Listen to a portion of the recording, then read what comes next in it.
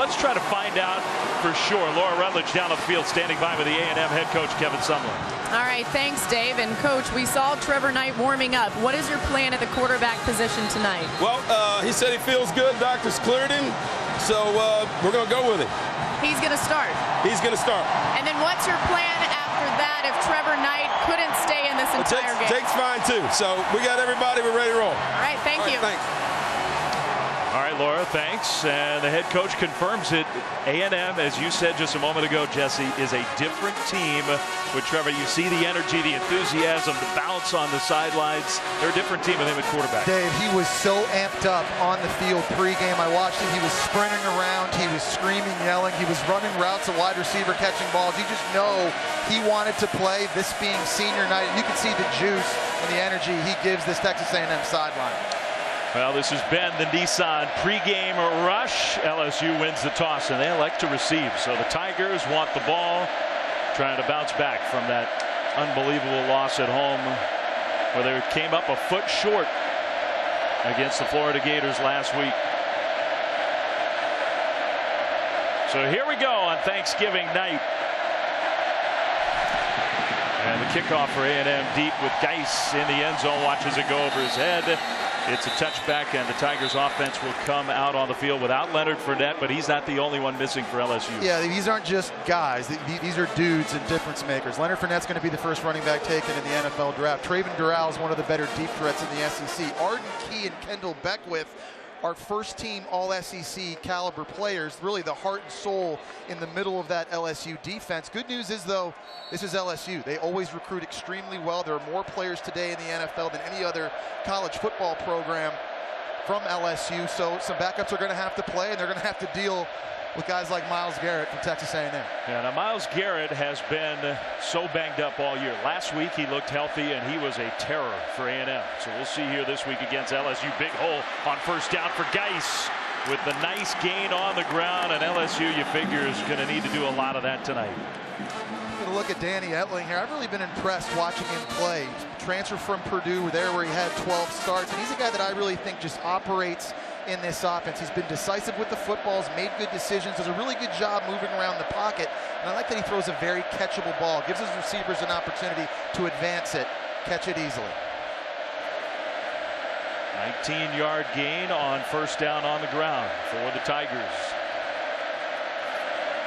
Geaux will get it for a second straight time, this time much less room to maneuver. Zay Coven Henderson, number 92, the inside of that defensive line. He's been a monster all season long for Texas A&M. I think that's what gives this defense, I think, a little bit of confidence. Years past, they haven't been as good against the run. This year, though, with the way they played on the inside of that D line, I think they feel like they can slow down LSU from running. Moving the ball in the middle of the field was not the problem for LSU last week. They moved it pretty decisively against a good Florida defense. They just did not take advantage of their scoring chances. Etling's going to throw for the first time, and that short pass in the left flat caught for another LSU first down. Tight end Deshaun Smith. And their defense, LSU's defense, has been tremendous this year, and that's really a big part of the story. The defense has done its part. The offense has not been as good as it's needed to be, especially in big games, allowing just 13 points per game, third best in the FBS. And their interim head coach, Ed Orgeron, who wants so badly to be the head coach at LSU. Geaux, another good gain and broken tackles. Geaux out into the open, breaks another one, and he will score.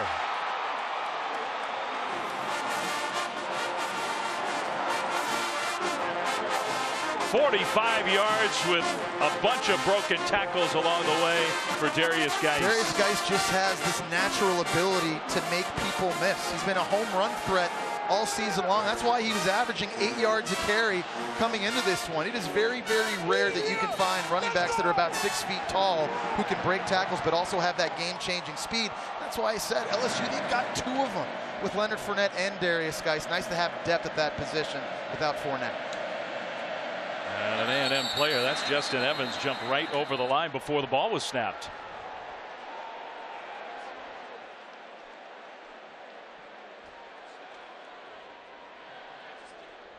Offside, defense, number 14, penalties refused. We'll have the try. And Evans maybe looking to make up for. I think he was one of the guys that Geaux got free from on that long touchdown run. Trying that Zach Cunningham jump move that we saw when Vandy almost beat off. Remember that late in the game with the field goal. Nice athleticism, just a little too early. Colby Delahousse for the point after. What a start for LSU. The kick is up and it is good. No Leonard Fournette, and yet for Coach Geaux and his LSU offense right down the field. No red zone problems. They never were in the red zone. Geaux just went right through. Nice wham block here by Colin Jeter. They're going to let the defensive tackle come free, but he gets picked off by the tight end. That sets up a big hole. Nice blocking downfield, and just the power, the spin move, able to break tackles, breaks another two, and then the speed to pull away. This is as talented a running back group, 1 through 4, as you're going to find in all of college football. Again, LSU, no mystery. They're trying to demoralize Texas A&M like they've done each of the last 4 seasons, running the ball. It has been a bad matchup for the Aggies when LSU's been able to move the ball on the ground area. Geis pumped about that run and that drive, over 1,000 yards on the season now. So Texas A&M, there will be pressure on their offense tonight.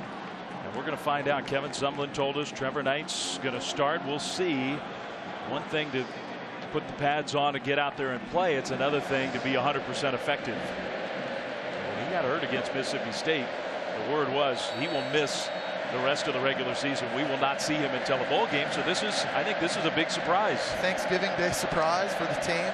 With, again, a lot to play for. A chance at a 10-win season and an opportunity to play in the Sugar Bowl. So Cameron Gamble will kick it off. Justin Evans, the primary kick returner, will bring it out for the Aggies. And he sneaks through across the 30 out near the 35-yard line.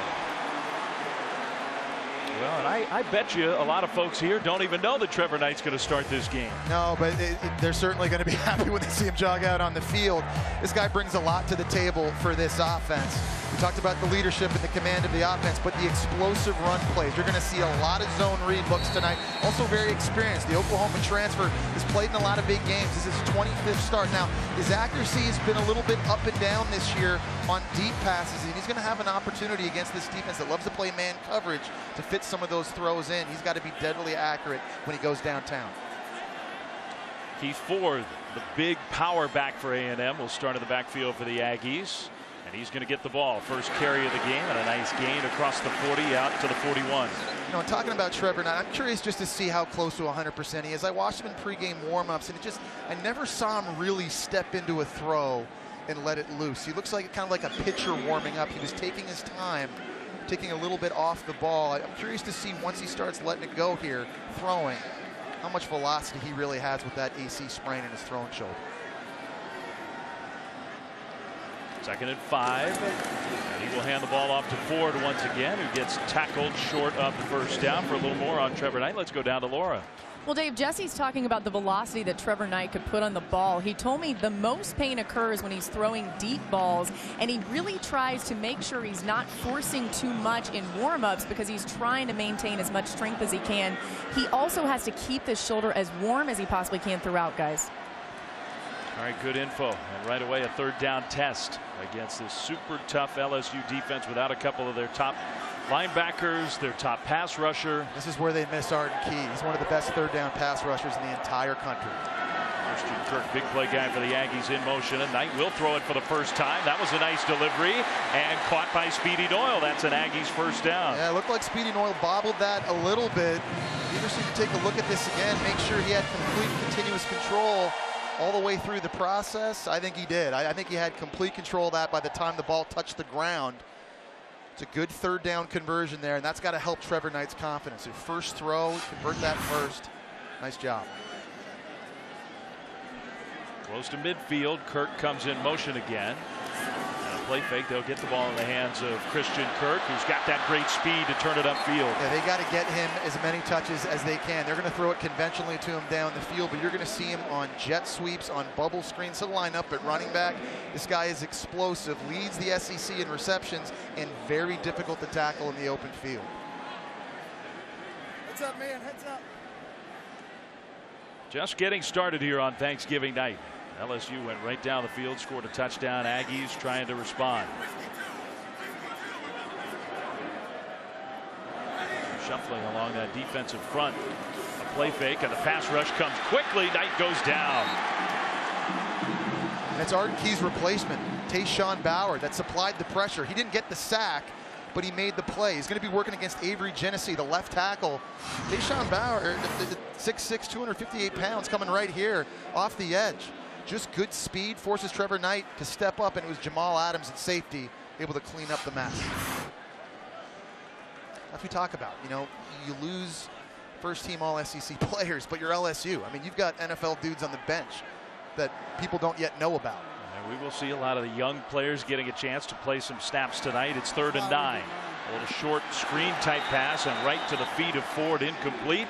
It'll be 4th down. Nice job there by Duke Riley playing linebacker. This time they line him up right over the safety, and he just beats the guard right into the backfield. Too much speed again. So no Arden Key. That hasn't slowed down LSU's pass rush early. That's really good news for defensive coordinator Dave Aranda and interim head coach Ed Orgeron. 4th down, Shane Tribuco, who's really had a good year as the Aggies punter. Tre'Davious White is the punt returner. Boy, line drive kind of kick. White let it go, and it'll stop right around the 7-yard line. So LSU will have the ball for a second time. There is a penalty flag on the field, so we'll figure out what the call is before we step aside.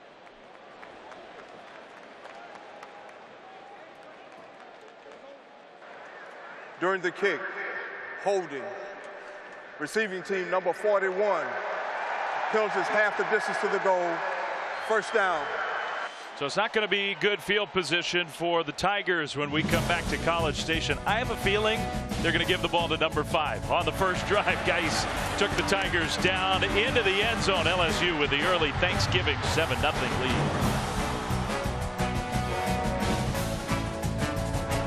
And App, gigantic playoff Big Ten implications in that one here in the SEC. Darrell Williams is in a tailback for LSU. 1st and 10 from inside their own 5-yard line, already leading 7-0. And Etling, I think the ball came out. LSU and Etling did not let it get away, but a near disaster for the Tigers. I don't think Danny Etling was expecting the snap. It looked to me like the center, Ethan Posick, snapped it. Danny Etling was kind of still in there, maybe in the middle of his cadence. Lucky to be able to fall on top of that. That could have been disastrous for the Tigers here deep down on their own end. It's probably the loudest part of the stadium where they are right now. Here playing at Kyle Field with over 100,000 people. Not easy to hear the quarterback. 2nd and 12. The 12th man trying to get as loud as possible. Etling hands off to Williams, who makes that cut and just sort of dives forward to get across the 3-yard line. Now LSU has to worry about Myles Garrett, who's finally healthy. And with his rare athleticism at 6'5", 270 pounds, and ability to rush the passer, he has a chance to be the first pick in this year's NFL draft. And again, healthy. Had that high ankle sprain against Arkansas, limited him, but last week against UTSA, looked about as good as he's looked all year. Had 4.5 sacks in that game, and he's going to move around. With this crowd noise, it's going to be hard for the tackles to get a really good jump on number 15. His first step is just so quick.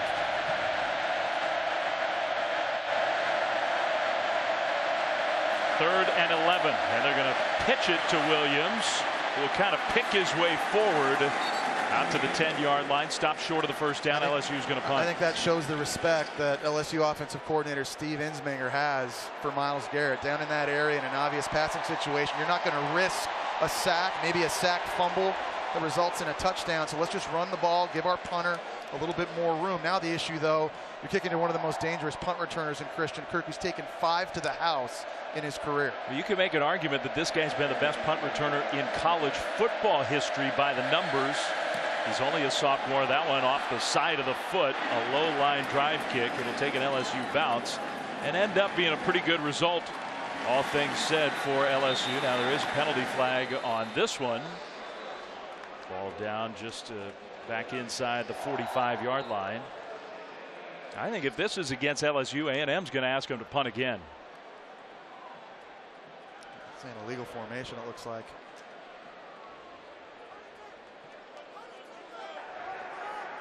Illegal formation, offense, not enough men on the line of scrimmage. 5-yard penalty added to the end of the kick. First down. So they're going to add it to the end of the kick. It will be good field position near midfield for Texas A&M. Well, Kevin Sumlin, he's having to fight the story that this season is so much like all the others here in recent Aggies history. Started 6-0. They were that 4th team in the first playoff rankings that were released. The loss to Alabama, totally understandable. They were very competitive in that game. But then Trevor Knight goes down. They lose at Mississippi State. They lose to Ole Miss. 3 losses in their last 5 games. And everybody around here wondering, is it the same old story with Texas A&M? But with Trevor Knight on the field, they have been so much of a different and better team. Kind of a running pass, and that was ruled as a pass, incomplete. Awkward looking play. Yeah, that was very close to being a lateral and being treated as a fumble. Watch this again. They're trying to run zone read. It really becomes triple option, but Bauer stays home, takes the quarterback away, so Christian Kirk's acting as the pitch man. That was very close. That easily could have been ruled a fumble. It would have cost the Aggies 5 yards or so. Went out of bounds. Travion Williams, the true freshman who's had a great year. The tailback on this second series for A&M. Second down. Knight with time from the pocket. Throws short middle. That one's incomplete. Intended for Reynolds. The hit after the ball sort of rolled away. The fans wanted a flag. No flag. Didn't look, Dave, to me like Trevor Knight really had a lot of confidence when he let this throw go. When you're watching him drop back and look around, it's a little bit more violent and sudden. That throw kind of came out low and unsure. Big hit by Thomas Late. Now setting up 3rd and long. And LSU, they've been able to get home. They've got Duke Riley, their linebacker, lined up right over the safety again. He was the guy that got pressure on the last 3rd down. Riley coming. The ball was fumbled by Knight. He gets away after picking it up off the bounce. And Trevor Knight uses those legs to get the first down. Snap was off to the right. Trevor Knight couldn't handle it, but it took a good bounce, and this is exactly how you draw it up. This is why Trevor Knight is dangerous, his ability to create and extend. This offensive line hasn't always been great in pass protection, but because of Trevor Knight and his ability to escape and scramble, he's been able to avoid a lot of negative plays this year and turn them into positives. Impressive rushing totals for Knight on the year. Williams in the backfield. They will give it to Travion Williams, who is the littler, faster tailback.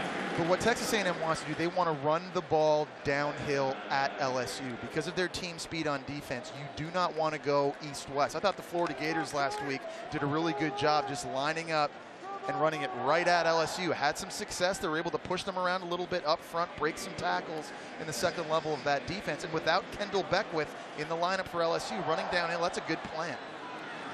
2nd and 6. Kirk in the backfield. This one, another one of those borderline, was that forward or backwards. Kirk just barely got back to the line of scrimmage. And you see, that's where LSU, I think, is at their best on the perimeter. When you try to push the ball out into space, I think you're playing right into LSU's hands. What a great matchup in this game, too, on these 3rd downs. A very good receiving core of Texas A&M versus what I think is one of the best secondaries in the country in LSU.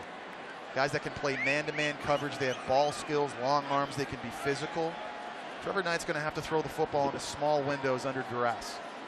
That last play was ruled a pass, and it went backwards for 1.5 yards, so it's 3rd down. Knight is going to throw deep, and Kirk is there in stride, caught, touchdown!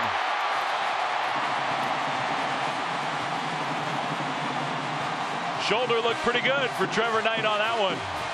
LSU playing man-to-man coverage, but a great idea sending Christian Kirk in motion because it guaranteed him free access off the line of scrimmage, running the wheel route, a little bit of a stack release.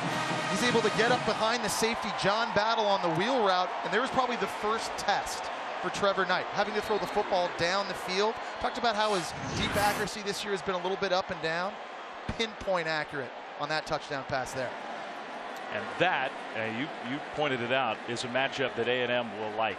Kirk against a safety. Christian Kirk is one of the best big playmakers in college football. So the touchdown, now the point after try. Daniel LaCamera boots it through. And the Aggies falling behind early with an answer. Trevor Knight, a surprise on Thanksgiving, starting for A&M, and he's looking good. Yeah, there was a bad snap on a 3rd down. He was able to scoop up, get the first down. That helped set up this touchdown pass to Christian Kirk. Shoulder looking pretty good. We got a good one here in Aggie land.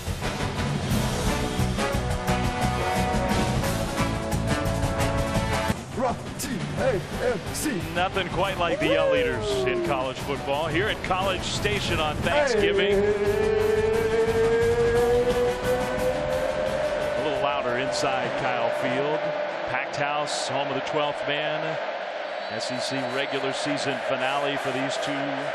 Texas A&M with the answer. Defense got a stop, got good field position for the offense. Aggies took advantage, and they tied the game at 7. Geaux watches it go over his head for a touchback.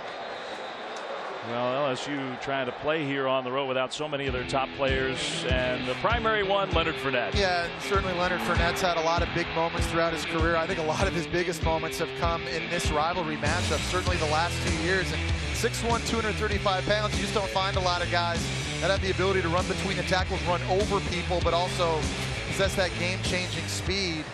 Fortunately for LSU, you know, they've got a guy named Darius Geis that can shoulder some of that load. He's already off to a very good start tonight. But you take a look at Leonard Fournette, what he's been able to do throughout his career. Every bit as good as he was advertised. Coming out of high school as the #1 player in the nation. It's been a pleasure to watch play. I certainly expect him to have a ton of success on Sundays. Yeah, I'm hoping we get to see him play one more game in a bowl game. Yeah. Wherever LSU is. We're going to see him a lot at the next level. And it is too bad this season has been so interrupted by that ankle problem. Etling throwing on first down. Kind of a dangerous pass, hung up there for a while. A good open field tackle after a gain of 5 or so. I think a scary part for Texas A&M in this game, Donovan Wilson making the tackle there. They're very banged up in the back end, Texas A&M is. They've got a lot of their starters back on the field that missed last week's game against UTSA, but these guys aren't 100%. So if Texas A&M can't slow the running game down, and defensive coordinator John Chavis has to put an extra safety in the box, there are going to be some one-on-one matchups for Danny Etling to take advantage of against some injured corners. Couple of tight ends in for LSU, missing one of their top deep threats, not just Fournette. Traven Durrell also out tonight under center. Etling back to throw again, and that one will be caught. Nice jump catch by DJ Chark, and LSU first down. Yeah, so with Traven Durrell out of the game with an AC injury in his shoulder, DJ Chark and Malachi Dupree and these other guys are going to have to step up their game. Here's just a simple curl route. That's a long throw from Danny Etling, who doesn't have, I would say, a howitzer for an arm, but good anticipation on the throw. Got the ball there early, and they're able to move the sticks. The one thing else he likes to do is go play action on first down. When the defense is expecting run, that's where they get a lot of their big shot plays. Geis alone in the backfield. They'll pitch it to Darius Geis with a penalty flag down. It's tackled after a gain of 3.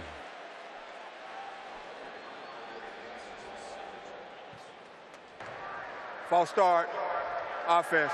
All 11 players were never set prior to the snap. 5-yard penalty, first down.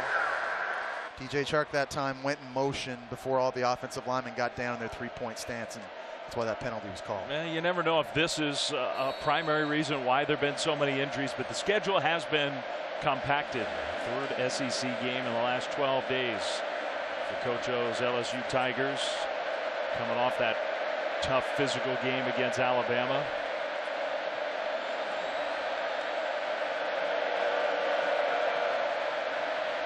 First and 15. Play fake. That one goes right through the hands of Russell Gage. So there's another guy that doesn't get a lot of snaps, having to play now because of the Durrell injury. Russell Gage, normally a guy they like to throw the football to deep down the field, but got to step up and make that catch. That's a very catchable ball delivered by Danny Etling. You're already behind the chains now because of a penalty on that first down. Got to be able to make those plays here on the road in this hostile environment. Of course, another thing to keep in mind with LSU's schedule, they would have had last weekend free, but that hurricane, the rescheduled game with all the controversy behind that, playing that Florida game before this one on Thanksgiving night. 2nd and 15. Myles Garrett blocked nicely, and that throw delivered perfectly. The big hit in the middle of the field by Justin Evans, but Chark held on to the ball. Yeah, that's tough to do because Justin Evans is an absolute torpedo that loves to hit people. Going over the middle of the field, DJ Chark, 6'3", those long arms, had to climb the ladder and elevate to make this catch on the slant throw. Certainly hope that Evans is okay. We talked about this secondary already being banged up. Can't afford to lose him. So we'll check on Evans when we come back. Big hit over the middle.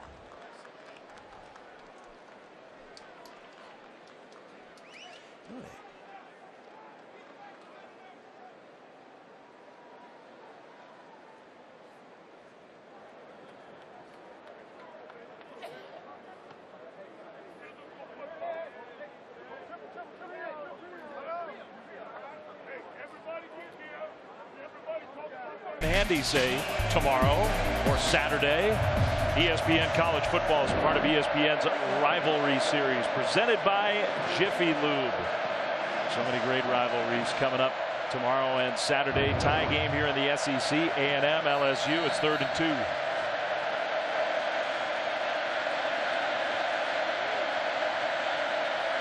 Geaux the tailback, and they fake it to him. They're going to throw to the tight end, wide open, caught for a first down, and now a face mask. The penalty flag will be thrown from behind. That's going to add on. Foster Moreau with the big gain on 3rd down. Yeah, it was Larry Pryor at safety who's going to get called for the face mask. They lost their starting free safety, Armani Watts, against Ole Miss a few weeks ago. Pryor's played really well these last 2 weeks, but a bad face mask.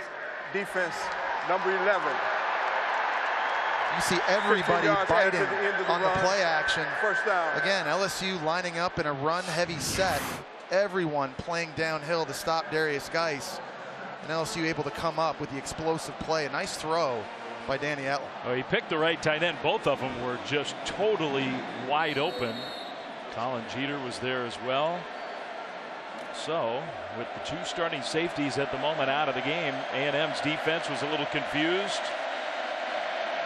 It's 1st and 10 in the part of the field where the Tigers really struggled last week. They have not been a great red zone team. Geis gets the handoff. Geis still going inside the 10 down to the 8. Dave, they had 5 red zone possessions last week against the Gators. They came away with a touchdown and a field goal. That's all they got. Very poor execution up front, blocking, especially down inside the 6-yard line, especially on the goal line. That's one thing Coach Orgeron has really stressed to his guys. Better toughness, better discipline and execution up front on the offensive line down in this area of the field.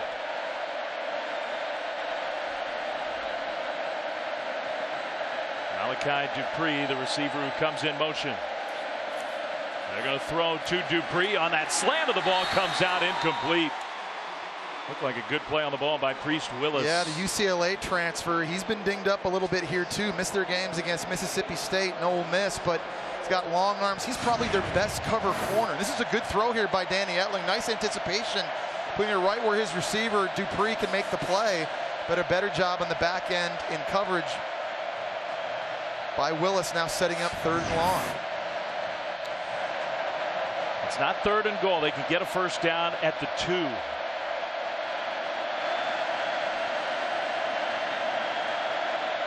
Play clock is winding down, and the offensive line trying to tell Etling, we got to get the ball snapped. Delayed handoff. Geis will be tackled short of the first down. So again, just not quite organized in that part of the field. Well, LSU's expecting A&M to pin their ears back and get upfield. That's why you like to run screen passes and draws, but just a better job of Texas A&M staying home, and it was Deshaun Hall off the edge, able to make the play, forcing a field goal attempt by Delahousie. Remember, the holder Groden, he muffed the snap last week against Florida, so this is no gimme necessary. When he's had a chance to kick it, he's been perfect from this distance. That one was hooked and good. So he just barely snuck it inside that left upright. Not pretty, but LSU will take the 3 points. Well, Etling's playing well so far. The LSU offense moved the ball down the field against the Aggies. How close was it? Oh, not a problem. Field goal good, 10-7 Tigers. Brings us this weekend's menu. The menu's full. I love this. This is my favorite weekend in college football because with these rivalry games, you can just take all of the records and statistics and throw those out the window. Players play with so much more energy. Coaches do a great job getting their teams fired up. Home field advantage is huge in these rivalry games because the fans get nuts for it. We've got an incredible group of games with playoff, conference, and Heisman Trophy implications. Kickoff, and Evans, who is back in the game. That's good news for the Aggies on the kick return team, looking for a block. And Evans, dangerous return man in his own right, across the 30, pushed out of bounds around the 32. Let's go down to Laura. Well, Dave, when I talked to Coach Orgeron before the game, he told me that LSU completely bought into the rumors that Trevor Knight might start this game, so they had to switch up their defensive game plan. He said the biggest thing is you can't let Trevor Knight run on you, especially north and south, and he pointed to Alabama, saying Alabama's defense is so good, and Trevor Knight was able to have success running against them. Yeah, Laura, it changes their game plan. If you were expecting Jake Hubenak to play, you weren't going to see as many zone read type plays, probably more run-pass options, trying to spit the football outside quickly in the pass game. But now, without Arden Key on a short week, having to make that kind of change philosophically because of Trevor Knight, that's tough. Kirk in motion. Ford, the tailback, gets the carry. He started to go north-south, and that's where he found a crease. Tough run from Ford for a first down. I think this is Keith Ford's kind of game. The Oklahoma transfer is very physical, and he's a one-cut guy that seeks out contact. Travion Williams, the true freshman, he's more of the speed guy that likes to run outside. But in a game where the Aggies want to run downhill at LSU, Keith Ford, number 7, he's the guy that should get a ton of carries. Keaton Sutherland, the right guard, was trying to help him along too. A couple of former Sooners in the backfield for A&M. Ford gets the ball for a second straight time, and you see that power straight ahead. There wasn't a big hole there, and Ford got 5 yards. This run defense for LSU is just different without Kendall Beckwith in the lineup because of his physical presence. He was 250 pounds. He was a guy that could shed offensive linemen and blocks off of them and make tackles, and there's no denying it. Against Florida, when he wasn't in the game, they were softer in the middle, and that's exactly where A&M's attacking right now. Second down, and call it 6. Ford, nowhere to go that time, got stuffed and lost a yard, maybe 2. Duke Riley is playing a heck of a first quarter. LSU has been so good at this weak linebacker position these last couple of years. Watch Duke Riley here in the athleticism, the instincts and anticipation. He beats the ball to the point at the line of scrimmage. You think about names like Quan Alexander and Debo Jones, guys that Duke Riley's had to wait behind. They pumped out NFL talent year after year at that weak side linebacker spot. And defensive coordinator Dave Aranda doing a great job coaching them up. 3rd and 8. A&M's been very good on 3rd down in this first quarter. 3 of 4 so far. Play fake. Knight now on the move. He has a man open, and he shot it right past Kirk. Incomplete. And maybe he was expecting Kirk to take off and head down the sideline. Well, I think that's just one that Trevor Knight needs to just put on Christian Kirk. He was flushed a little bit, saw some pressure coming up the middle from Lewis Neal. Didn't really have a chance to get his feet set, but that's a throw that Trevor Knight certainly needs to make because Christian Kirk catches that. I think that's a first down, Texas A&M. So that's a hold for the LSU defense. Tre'Davious White back to return. Tripucka end over end. And a fair catch signal. White had to hustle up to get there. He made that catch at the 15-yard line. Well, we're talking about all these rivalries. Rivalry weekend. Saturday, College Game Day crew. They're getting ready right now already in Columbus for the game. And it's going to be an extended game day starting at 7 Eastern on ESPN. We've got 5 hours dialed up for that, just to get an understanding of how big that game is and really just how big this weekend is. And it's not just in Columbus, Michigan, and Ohio State. You look out to the Apple Cup, Washington State, Florida State. You look at the Egg Bowl. You look at the Civil War. There's so many great games around the country we're anticipating. Cannot wait. And with so much on the line and fans of all these other teams having to watch those games on first down throwing, and that one bounced short. Maybe a miscommunication intended for Chart. 3 seconds on the clock here in the first quarter in College Station on Thanksgiving night with LSU. And I've been impressed so far, Jesse, bouncing back. There were a lot of questions about how would they play after the disappointment of last week. Yeah, they've lost 2 of the last 3, but I think sometimes the short week is good because you can't really dwell on the last game loss. You have to turn the page, get refocused, give Coach O and the staff, I think, a lot of credit to them.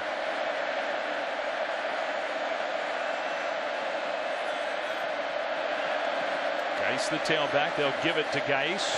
Getting to that corner, now cutting back middle, couldn't quite keep his balance. Had a nice gain. I'm sure he thought it could have been even a little bigger. So that is the end of the first quarter here in College Station. And the offense is, Jesse, on both sides doing some positive things. First drive for LSU was Geaux, who took him right down the field in a long run for the first touchdown. And then Trevor Knight starting here after missing a couple games. Perfect college football. No doubt about it. And a name, Tom Herman, a guy that's earned that right to get that kind of attention because of the success he's had in these last 2 years. So much of the speculation around Herman on third down. Nice pass, complete for a first down. Russell Gage with the catch.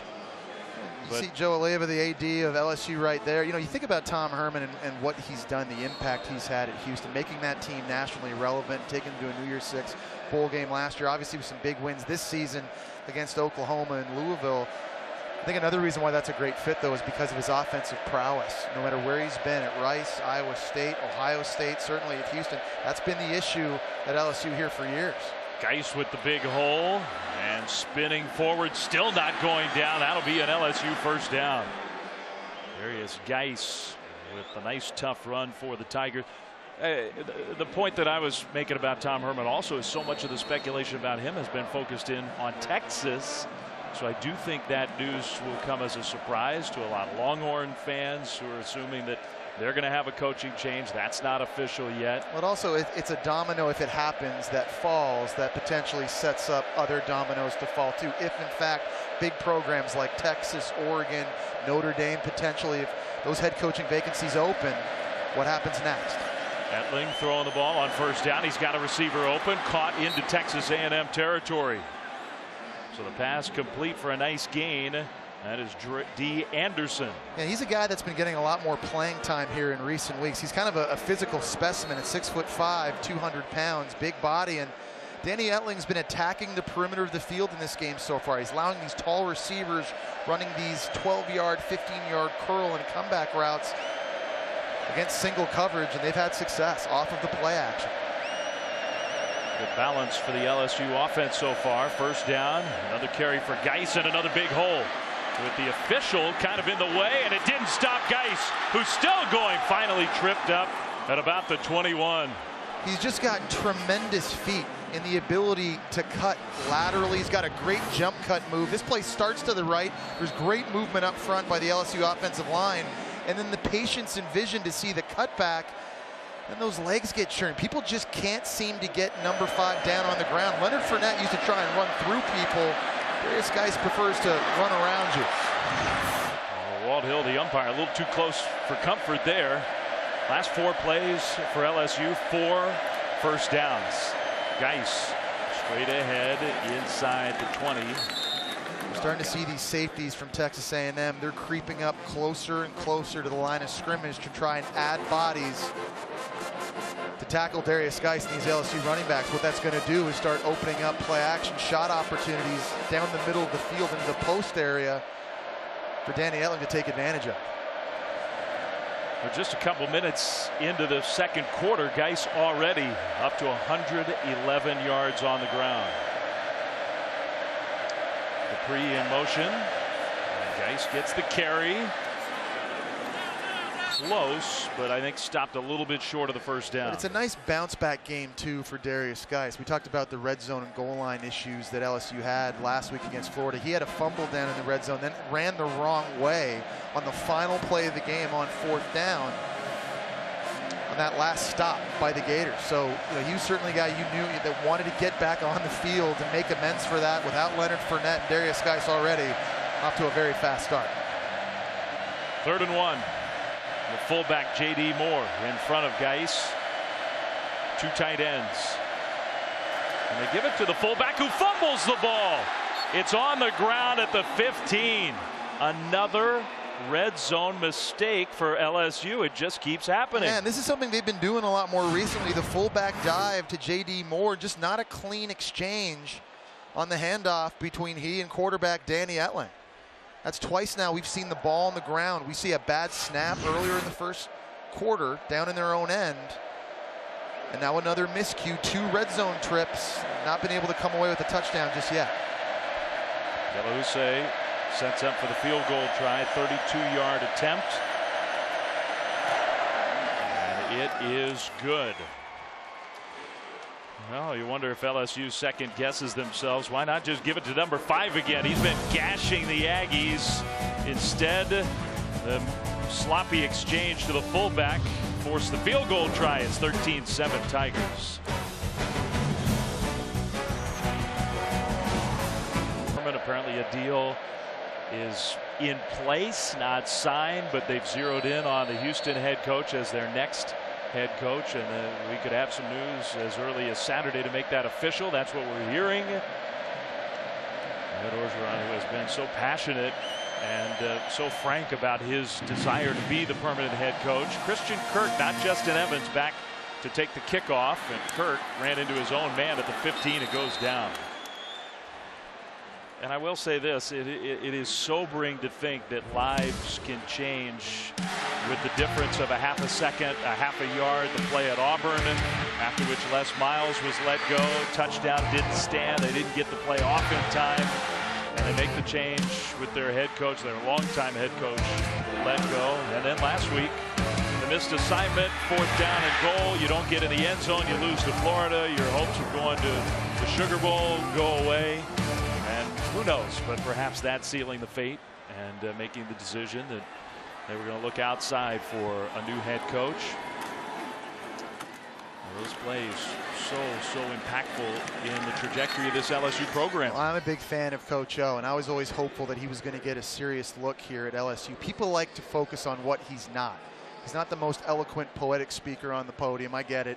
He's not an X's and O's genius on the blackboard like Nick Saban on defense or Jimbo Fisher on offense. But what I do know, this team plays hard for him. USC played hard for him when he was the interim coach. There are a lot of highly paid guys out there that are really good on the blackboard. They can't say the same thing. Trevor Knight looked like a designed run, and then Knight, I think, decides to go down. Now, there was some contact a little late, but no penalty flag. 3rd down. And ultimately, I look back at LSU and their record under Coach O here. They lost to Bama, but they played Bama tougher than anybody else did this season. They didn't lose to the Gators because of an effort issue. It's because of awful execution down on the goal line. I think he's one of the great personalities, one of my favorite guys in college football, and no matter what happens here, I'm sure he's going to be fine. Well, college football is a more fun place when Ed Orgeron is involved. Knight pressured, trying to get away and square those shoulders. Ultimately, he has to throw the ball away. It's 4th down. Dwayne Thomas, number 13 on 3rd down. He's been a nightmare for offenses here in recent weeks. He's generally their nickel back. They like to bring him on pressure on these 3rd down situations, and he's been making sacks. He's been making tackles in the backfield, knocking down passes, that time running up the middle and pressuring Trevor Knight outside, forcing the punt. Really impressed with how Dwayne Thomas has played here in recent weeks. 4th down, Tripucka close to the goal line. He'll punt the ball. White, fair catch signal, close to midfield, makes it. So LSU gets the ball back. Not downstairs, upstairs, trying to get some news on this story that's kind of breaking as we're here in College Station. Here's Laura. Well, yeah, Dave, I traveled all the way up here, and I have to say Joe Oliva was very distressed that I was in the visiting athletic director's box. When asked about reports about Tom Herman to LSU, he said he had no comment and had nothing to say about that. All right, well, good effort to get all the way up there and try at least. That's a long way up. Yeah, this is a big stadium, Laura. That's impressive. That's not, you know, we go to a lot of stadiums on Thursday nights that you don't have to hike. Good thing Laura is as athletic as she is and in shape as she is. You get all the way up there underneath those lights. We saw that athleticism this morning, didn't we? We did. The Turkey Bowl. 1st and 10 LSU.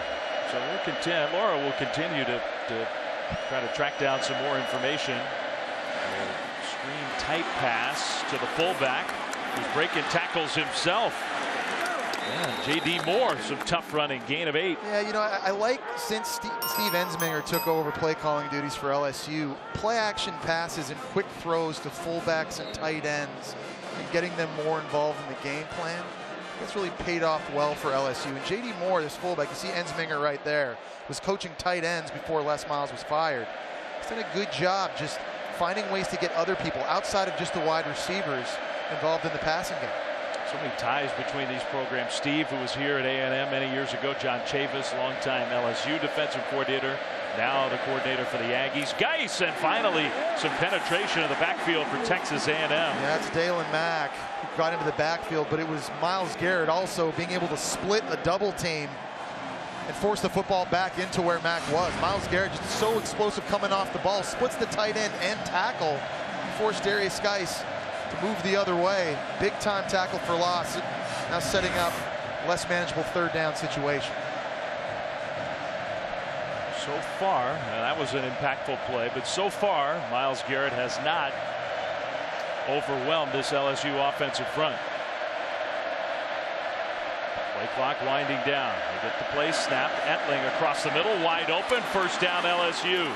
Another catch for Deshaun Smith. Really good job by the tight end Deshaun Smith on a hot route. He's supposed to be running this play vertically, but when he sees the linebacker blitz right here, he's just going to stop and curl right away.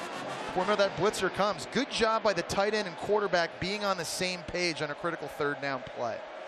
That's how you negate the pass rush of Myles Garrett. Just get rid of the ball that fast. Etling's playing well. LSU on the move again.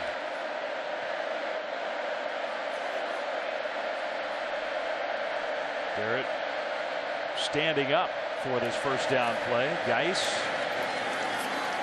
got a yard. But I like Danny Etling this year, ever since he replaced Brandon Harris against Jacksonville State, because I just think he's brought stability to the quarterback position in this offense. He's done a good job just keeping them on schedule. Makes good decisions. You don't oftentimes see him forcing the football into coverage. Does a good job reading through his progressions. He's played a lot of ball. We're talking about him being a transfer from Purdue, but gets the ball out of his hands early. Being able to avoid sacks, and just nice job managing this offense this season. And Brandon Harris, who got a lot of chances as the LSU quarterback. Just too many mistakes. That throw is incomplete. Almost tried to back shoulder it to Chart. It's third down. All right, now one reason why this Texas A&M D-line has been living in opponents' backfield is because they've been able to set up a lot of third and longs. And they can allow Myles Garrett and Deshaun Hall, the best pass rush tandem, one of the best certainly in the country, to pin their ears back. But they've got good players in the middle of this D-line as well. Reggie Chevis is out there, number 13 right now. They can move different guys around to set up one-on-one matchups. A lot of people try and give number 15 double teams. That sets up one-on-ones everywhere else. And right now, Texas A&M has Myles Garrett and Day Hall inside playing tackle. 3rd and 9. Pressure starts to come. Etling got rid of it, incomplete. And it was Myles Garrett on the pressure working against the left guard, Will Clapp. Just too quick off the ball right here. Inside move. That's the advantage when you get good pass rushers against guards and centers who generally are not your best pass protectors up front. Those are usually the tackles. It's a nice scheme by defensive coordinator John Chavis, who obviously used to be the LSU defensive coordinator for 6 years.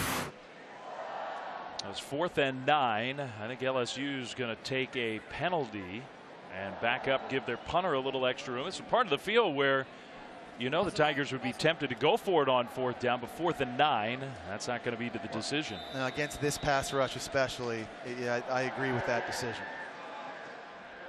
Reggie Chevis ended up getting in there and making a hit on the quarterback. LSU's got this Aussie rule punter. They've loved them here in recent years, since 2011. Brad Wing, Jamie Keane, now Josh Geaux, and all been Australian with that rugby-style kick. Done a good job pinning teams down here inside their own 20-yard line. So they decline the penalty. They'll have to punt from right around the 35, and we'll see if Grodin can pin the Aggies deep. He does. Fair catch made inside the 5. Most return men will let that one bounce and see if it'll kick into the end zone. A&M has not had the ball much here in the second quarter. They'll have it with poor field position when we come back.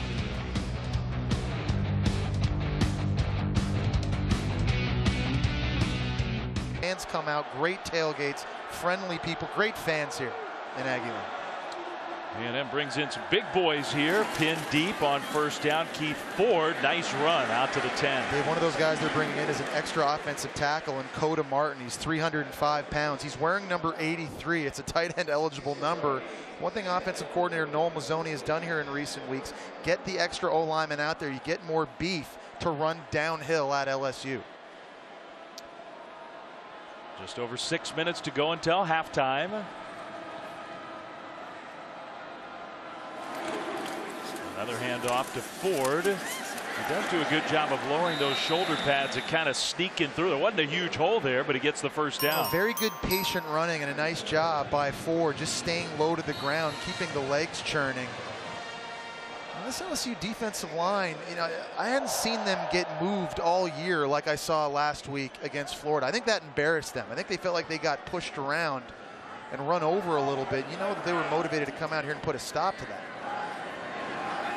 Dave Aranda told us about how that was such a big focus for this defense coming into this game. We cannot let that happen again. Well, and a big part of that is going to be their middle linebackers, Donnie Alexander and the true freshman Devin White that are taking over for Kendall Beckwith. These guys need to be physical. They're not the same size as the 250-pound Kendall Beckwith. They're very athletic and quick, but they're guys that normally try and use their quickness to slip around blocks and run around them.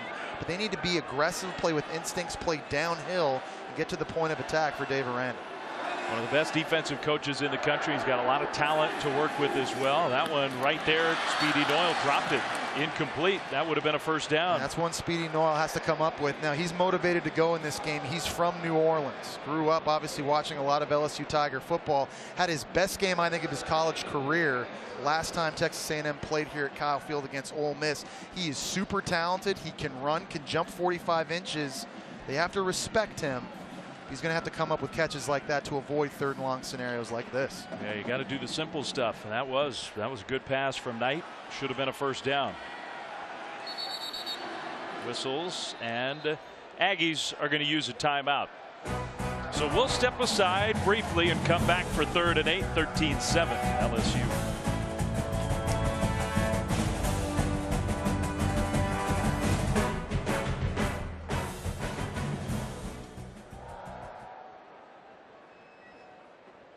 The AP top 5.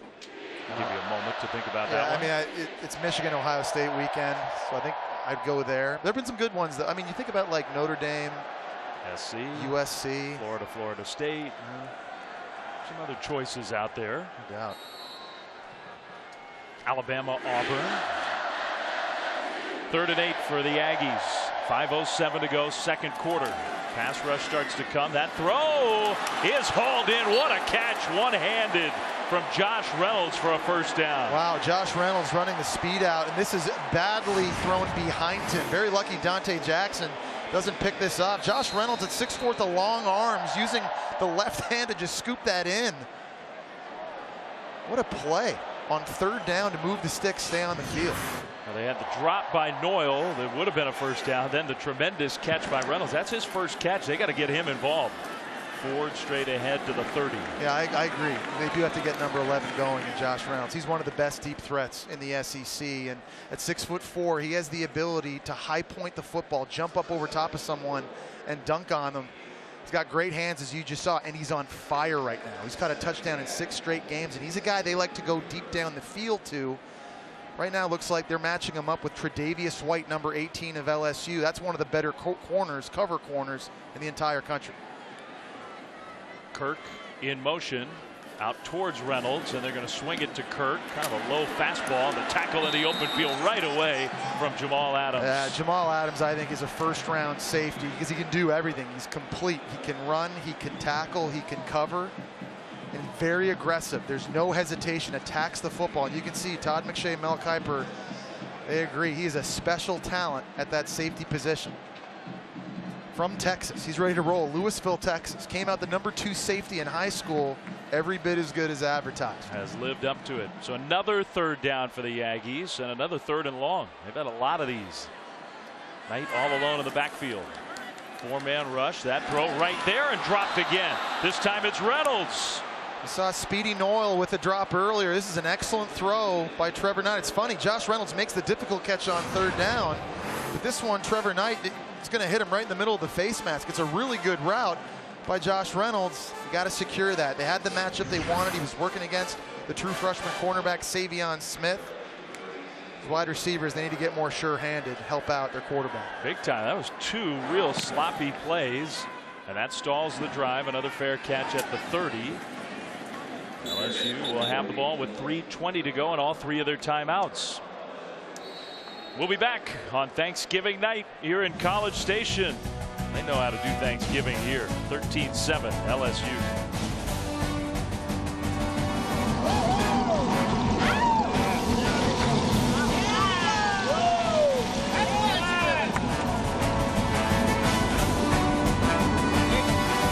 Aggies, it's 13-7 LSU. And really so much of the same story for the Tigers tonight. They have moved the ball up and down the field, and yet a couple drives stalled in the red zone, so their lead is just 6. They'll play fake on first down and get it out to Deshaun Smith, the speedy tight end, who gets another LSU first down. And let's go downstairs to Laura. Well, Dave, you knew with no Leonard Fournette, it would be heavy carry day for Darius Geis. He's got 12 carries on the day, but he was talking to running backs coach Jabbar Jalouk saying, hey, I'll tell you if I'm tired, I can actually handle more of a load. Go ahead and give me the ball more. So I think he wants it a little more, guys. Laura, who can blame him? The success he's had all season long, the success they've had running it so far, why take the football out right now of your most explosive player in the game? And they have been nice and balanced. Geis 116 yards, Etling 123 yards through the air. And that is movement from LSU. False start. Offense, number 66, 5-yard penalty. Still first down. And Darius Geis has had quite the first half. He's generated a lot of his yards after contact. First drive, big hole up the middle, able to make a safety miss, bounce off a couple tackles, take it to the crib. With his cutting ability, it's been very difficult for an injured secondary to get number 5 down on the ground. He runs very angry, but he also has the speed to complement that. And again, just a plethora of talent. Great job that Les Miles and that coaching staff did stockpiling these guys at the running back position. Yeah, no Leonard Fournette and no problem for LSU so far. Geis got a good block there to give his quarterback some time, and that's a gain out to midfield. And he got a block on Myles Garrett because Myles Garrett was beating their left tackle, KJ Malone, into the backfield right here. Watch Geis do a nice job of coming over. That's called the chip block. You just get a shoulder onto the outside of the defensive end just to kind of hold him up for that split second, giving Danny Etling a time to get rid of the football. Geis right now playing a complete game.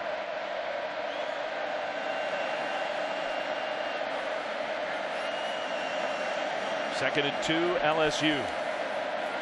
Geis kept his balance and avoided the loss. Now he stopped just a little bit short of the first down, but that changes things. Yeah, it was a nice job by Ataro Alaka, able to get into the backfield, almost able to make the play. As we talk about LSU, we've seen a lot of play action passing off of the run success they've had, but a lot of dinking and dunking in the play action. We haven't yet seen them take a shot downfield. Maybe that's in part because Trayvon Durrell's not playing, but Malachi Dupree and DJ Chark have a lot of speed to stretch the field. And if I was Steve Ensminger, I'd think about dialing one of these shot plays up here pretty soon. Well, it's an important play coming up, so LSU takes a timeout just to make sure they are totally organized. That gives us a chance to ask and answer the Aflac trivia question.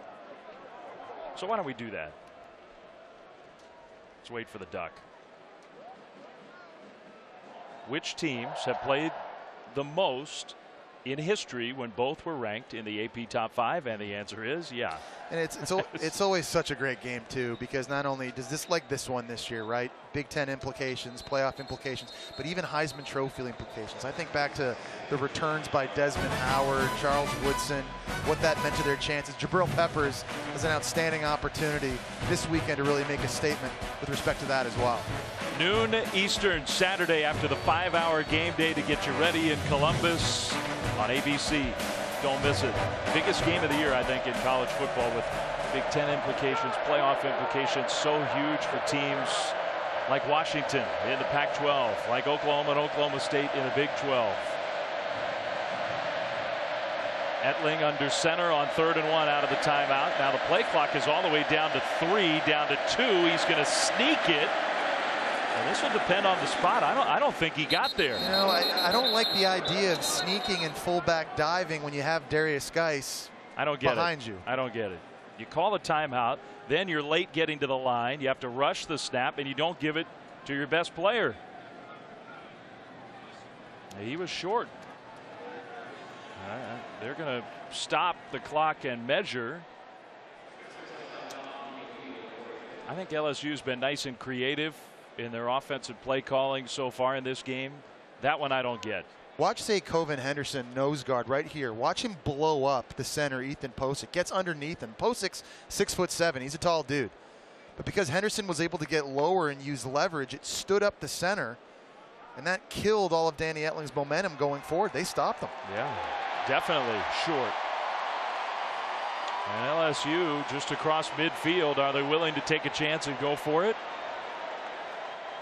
It's amazing on the key plays, the key third down. Geaux is saying, give me the ball. I mean, they had the missed exchange with the fullback. I like with the way they're playing defense so far in this game for Coach O, just to be aggressive and go and turn around and hand the football off out of the I formation, maybe away from Myles Garrett. There's always danger with Christian Kirk back waiting deep. It's a part of the field. Would you think about a fake? No. Well, maybe they thought about it, but they're not faking it. Christian Kirk, fair catch, right around the 9. And while we have a moment, Adnan's in studio. Happy Thanksgiving, Adnan.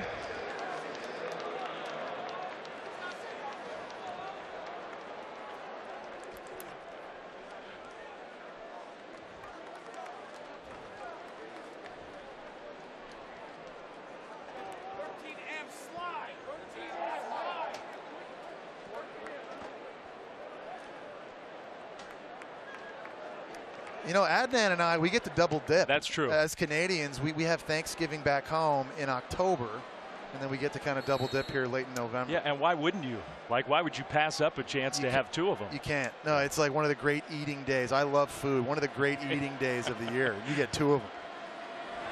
Now let's see how aggressive A&M is. They're going to hand the ball off, and it's a short gain on first down.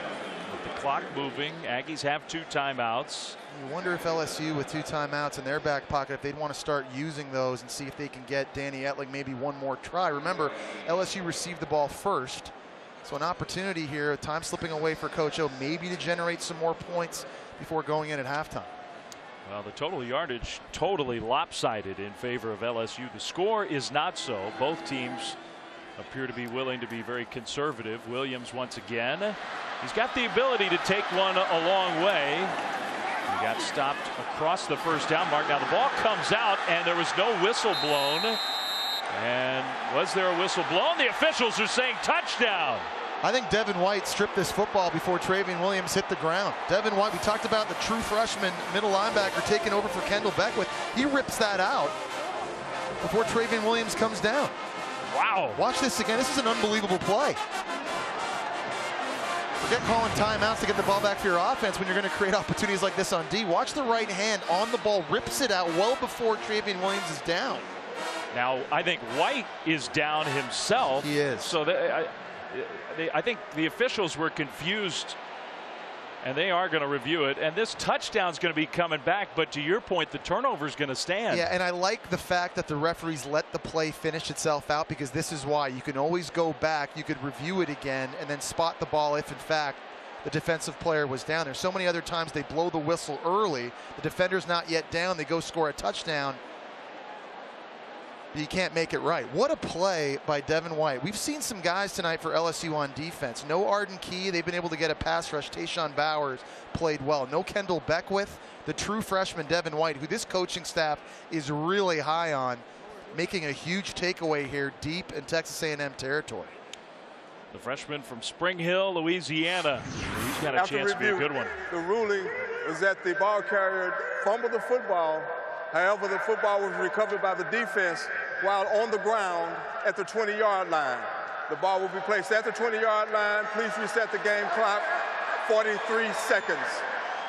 So 43 seconds plus 2 timeouts take the touchdown off the board, but a huge mistake from Texas A&M has given LSU a great chance. And I think LSU has to capitalize on this now. They've struggled horrifically in the red zone the last 2 weeks, haven't yet scored a touchdown in this area of the field tonight. But here's a situation in sudden change with the ball on the 20-yard line. Why not take that first shot deep down the field? Let a guy outside like DJ Chark go up and elevate, make a play. You got plenty of time with those 2 timeouts. Etling under center. Play fake. He's looking to take one to the end zone, incomplete. Intended for the tight end Jeter. I think they wanted to go toward that end zone. Second down. A nice job of Texas A&M staying home. What a win this would be for the Aggies defensively now. Kevin Sumlin Again, sudden change situation, backs against the wall to try and minimize the bleeding and force a field goal. It would be huge. A&M, they were just trying to run out the clock, basically. Handed the ball off, and that turnover, what a great play by that kid. 2nd and 10. A little shoulder fake toward the corner of the end zone. It is caught. Touchdown. Malachi Dupree. And LSU does take advantage. I love the play call by Steve Ensminger. And finally they take that shot. Outside to Malachi Dupree, who has the ability to go downtown. And it's a double move outside. Working against Priest Wills, 24. Watch. Little curl and go. Perfectly thrown ball by Danny Etling. What a talent Malachi Dupree is. A guy that can play in the slot, but can also play outside, and good speed. There's the shot play they needed off of play action to really pay that takeaway off. Extra point coming. Man, just a tremendous turn of events in this last minute of the first half. Extra point up and good. Danny Etling, a quarterback, he's kind of put the last 6 quarters. It's been really good football from him. I thought he played well against Florida. Nice job getting his feet set, little shoulder turn to help get the cornerback to bite, and putting enough air under the football where Malachi Dupree can locate it coming out of the break right in the back corner of the end zone, down the chimney. You can't throw it better than that. And you got to give so much of the credit to the true freshman on defense. Devin White doing a nice job getting outside, stripping that football away, giving his offense a shot. You know, you have to wonder if you're Kevin Sumlin and Texas A&M, like you said, Dave, good point. I mean, they're in a situation that they were just going to take it in at halftime. Yeah, if you're going to do that, maybe just take a knee. And instead, the fumble set up the touchdown, 20-7. For a team that's 6-4, with all the disappointment of last week, with all the rumors swirling as we're talking tonight about they've identified a new head coach, and it's not Ed Orgeron. And man, you have to give the Tigers credit for coming ready to play tonight. Because I mean, this Texas A&M team, 8-3, and all the Aggies fans are thinking, here we go again. Tough finish after a great start. But the losses without their quarterback, and now getting their quarterback tonight, I think we figure the Aggies will be totally ready to go. LSU has controlled this game. A squib kick, and that was not, I don't think, what LSU had in mind.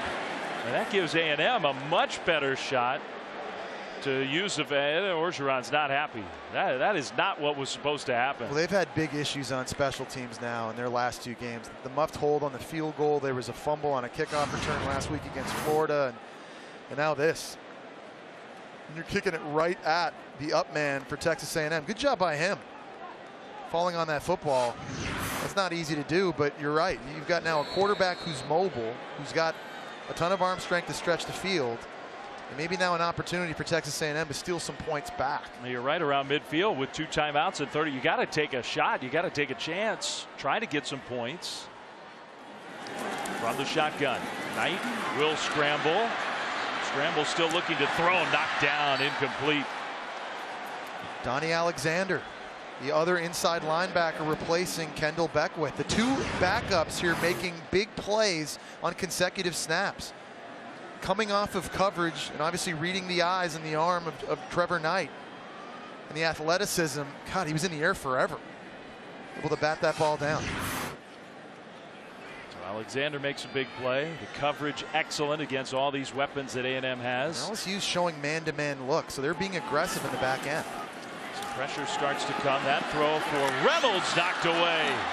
And that ball was badly underthrown by Trevor Knight. I think that kind of raises the question, just how close is his shoulder to being back 100%. We know he's playing with a lot of pain. Josh Reynolds is running. He's got to completely turn around. A nice job by Tre'Davious White knocking that away, but the healthy Trevor Knight gets that ball way out in front. Definitely that AC sprain, I think, limiting him. Yeah, it's been a quiet quarter for Knight for the Aggies offense. 19 seconds still on the clock. Now it's 3rd down. Knight took a hit and throws well over his intended target. Incomplete. So it's 4th down. And Knight gets up slowly. Yeah, Devon Godshaw and Tayshawn Bauer, Arden Key's replacement, getting in the backfield. There's 57. There's 48. 6 coming off the edge. Good job by LSU's defense, you know, because after a poorly executed squib kick, basically gives Trevor Knight possession right at midfield. You now force a 3 and out. I'm impressed with how well LSU has played here, only a couple days removed from that debacle at home against Florida last weekend. Kind of question what the motivation would be, but Coach O and this staff got these guys ready to roll. No Fournette, but also 2 hugely important players on defense missing. Let's see if A&M just lets it roll. And if the final seconds will tick off the clock, they will. So that makes it halftime. And an excellent half for LSU on the road. With a 20-7 lead, we'll hear from Coach O with Laura in a moment. But first, we'll send you back to Adnan in the studio.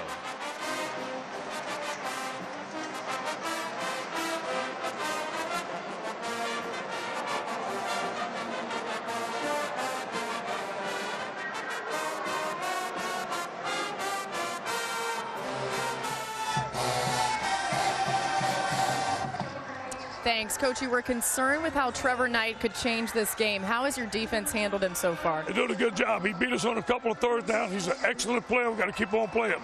You're just a few days removed from the loss to Florida. How has your team responded in this first half? Great. We took the opening drive, went down the field. They played great. I'm proud of them. They have 60 minutes to play. All right, thank you. Go Tigers.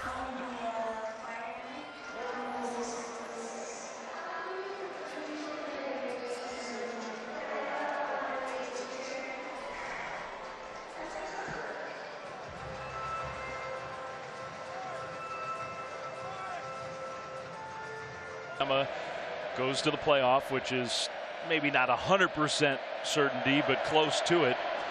So there is a lot on the line for A&M. Kirk, the kick return. Christian Kirk out into the open, and Kirk's still going. Cuts it back in and into LSU territory.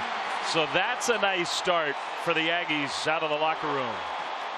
Texas A&M did a nice job setting up a wall along the right side for Christian Kirk to run in behind. He had Keith Ford at running back, number 7, out in front of him. Well, one good block, another good block up the sideline, and good patience by Kirk, letting blocks set up. Looks like he was able to keep his feet in bounds the entire time before a tackle by Devin White brings him down. Now, he did limp off the field. Yeah, he's definitely hurting, looking at that right knee. The typical kick return man, Justin Evans, has been banged up himself, so they put Kirk back there. And that was a huge return, 66 yards to give A&M great field position. Ford straight ahead running on Christian first down. Kirk, it goes without saying, obviously a guy they can't afford to lose, both in the return game on special teams, but also on offense. And I just mentioned they got to be more efficient throwing the football, and it's hard to do that when the SEC's leading receiver, obviously not in the game, and their most dynamic playmaker in the slot isn't out there.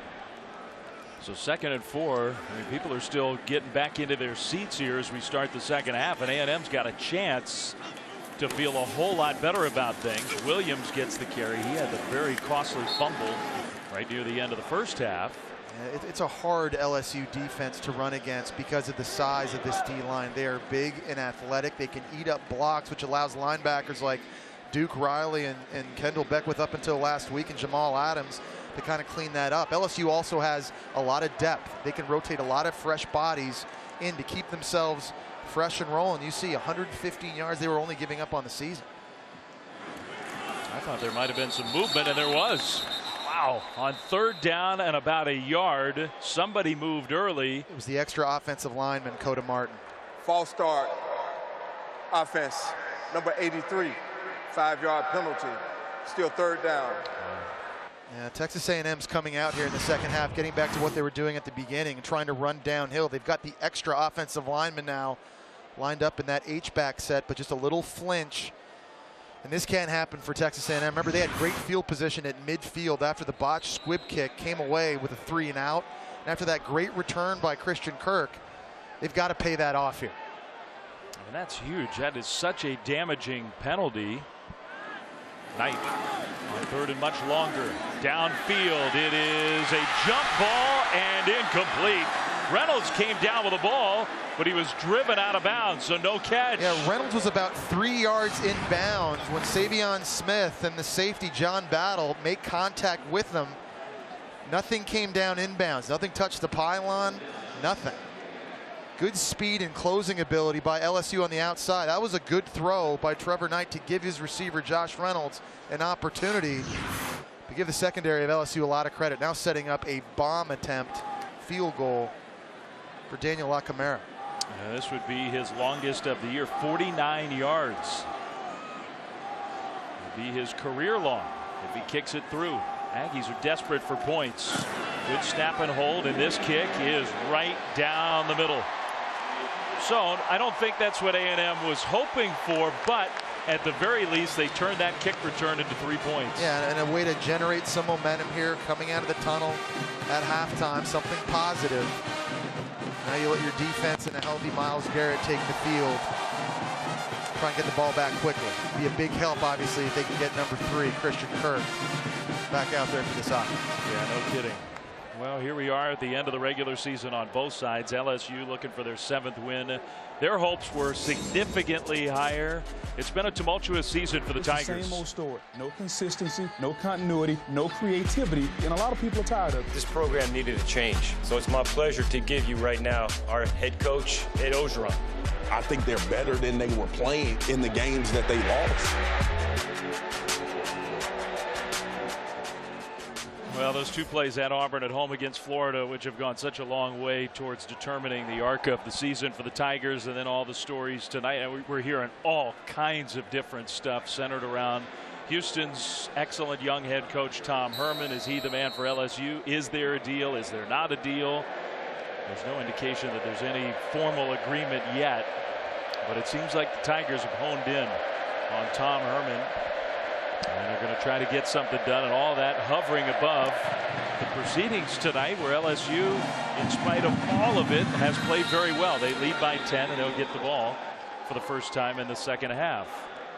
And I'm sure it will be they got 5 hours now, extra time, and maybe good that they have it, because on game day they're going to be talking about Herman and LSU and maybe Texas starting at 7 Eastern. All the different repercussions. And we're not even talking about the games this week coming up. All those great rivalry games that are going to impact the playoff picture and the conference championship landscape. It'll be a fun 5 hours to watch on Saturday. For sure. I mean, because you got the games at hand that are so important. Then you have this looming issue. I mean, there are very few programs more powerful in the country than LSU. Geaux gets the carry, and right away, straight ahead running for about 8. No, that's a great point you make, Dave. LSU, this is one of the best jobs in the country because of, I think, the most important thing, how they can recruit. You see there are more NFL players on 53-man rosters, none more than the Tigers. There's more NFL talent per capita in LSU than most other places, and whoever the next head coach is at LSU, they have no in-state competition to get those guys. Quickly to the line, Geaux will get the first down. LSU also has tremendous resources, tremendous facilities, an outstanding fan base, and I think all of that helps make it easy for a guy like Tom Herman coming from Houston, where it's difficult right now to win a national championship, compete for it as a Group of 5 conference team. Now, the problem with going to LSU is you're in the SEC West. It's the toughest division in all of college football, where Nick Saban lives. And that does make it, in my opinion, more difficult to win national championships than a lot of other places. A slant on first down, completion for about 8 yards. Russell Gage had an early drop. He's played well since then. Trying to keep that streak alive. 8 or more wins in 16 straight years. Only Boise State, not even Alabama, has done better than that. Well, and that's an interesting point too. Les Miles' success has raised such a bar of expectation for the next head coach, whoever it is at LSU. 9-win seasons is not going to make a lot of LSU fans happy because of how good they've been here recently. Geaux takes the pitch. Hole up the middle. Geaux into A&M territory, down to the 45. A good idea here early in the second half, getting the football back into Darius Geis' hands, that time out of an offset high formation, just running downhill. Will Clapp, the left guard, pulling, getting an extra big body at the point of attack. And again, good patient running by Geis, allowing these holes to open up before putting his foot in the ground and getting north. Straight ahead running has been tremendous for LSU in this one. Geaux, another one of those little pitch plays, and again straight ahead for a big gain and more to the 20. Geaux, touchdown.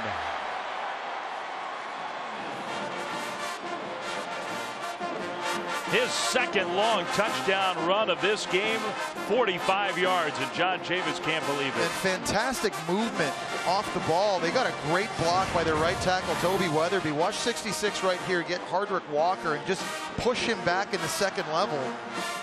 Creates a huge hole. They pull the left guard again. Tight end gets into the second level, and there's the speed. What makes, I think, Darius Geaux so special. For a guy as physical as he is, if he gets out, I mean, he's gone. No one can touch him. No one can catch him. You pointed out early in the game, Chark, the wide receiver, had a big block on the first long touchdown run. That time, Malachi Dupree was out in front, helping clear the way for number 5. No Leonard Fournette, and LSU, I mean, it's hard to say they haven't missed him, but how good has he been? Darius Geaux, his second long touchdown run. Tigers lead by 17.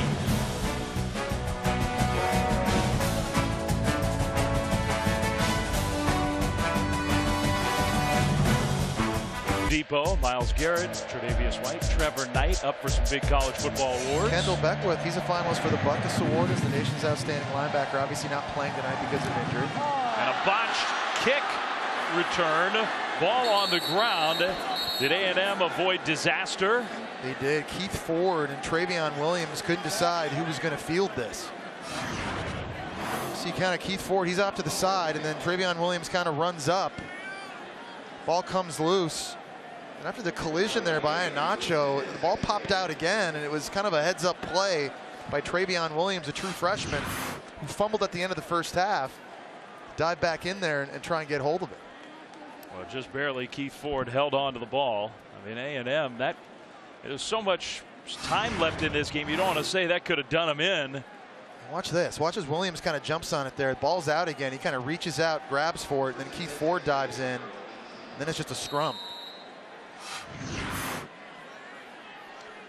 Well, now the Aggies offense has to come to life, and we'll see if Trevor Knight can help make that happen. It's been a long time since they've even had a first down, and even that was not clean.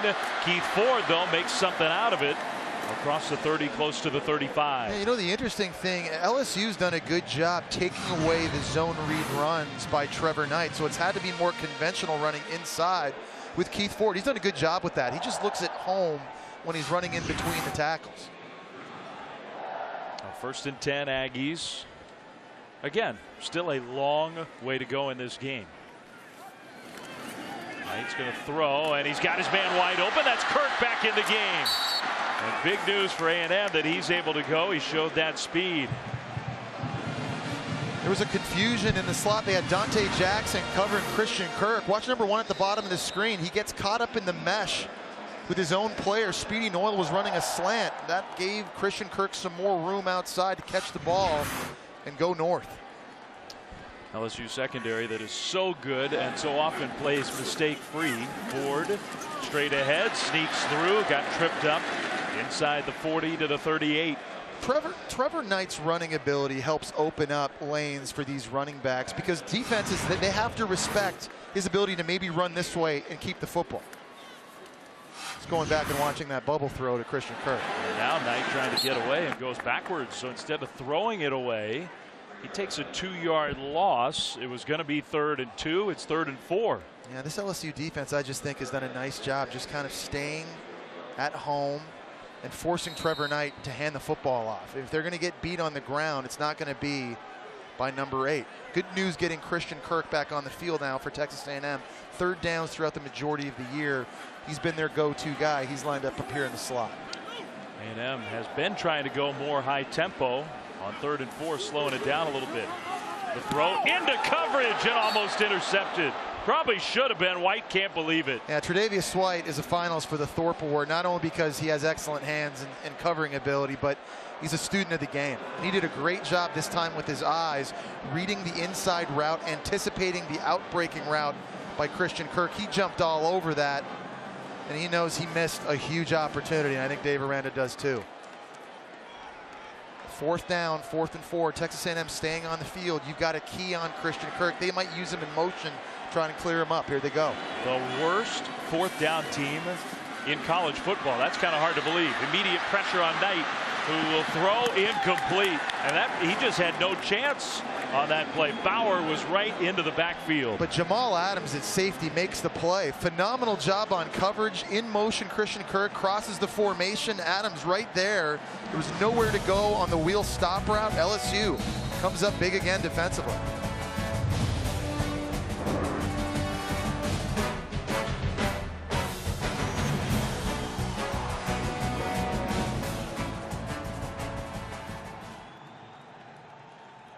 Games in College Station. Some of them are a little ways away from the playing field. A lot of them are down close. But Adams and the LSU defense right now taking the crowd out of the game. And Texas A&M's defense now needs to step up. LSU up by 17 with 9:28 to go in the 3rd quarter. In good field position after stopping the Aggies on 4th down, going downfield deep, and it is caught. Incomplete though, out of bounds by Chark. Well, that was close. DJ Chark got behind the corner, Nick Harvey, for Texas A&M. Maybe a little bit too much air on this throw. He's working himself to the boundary.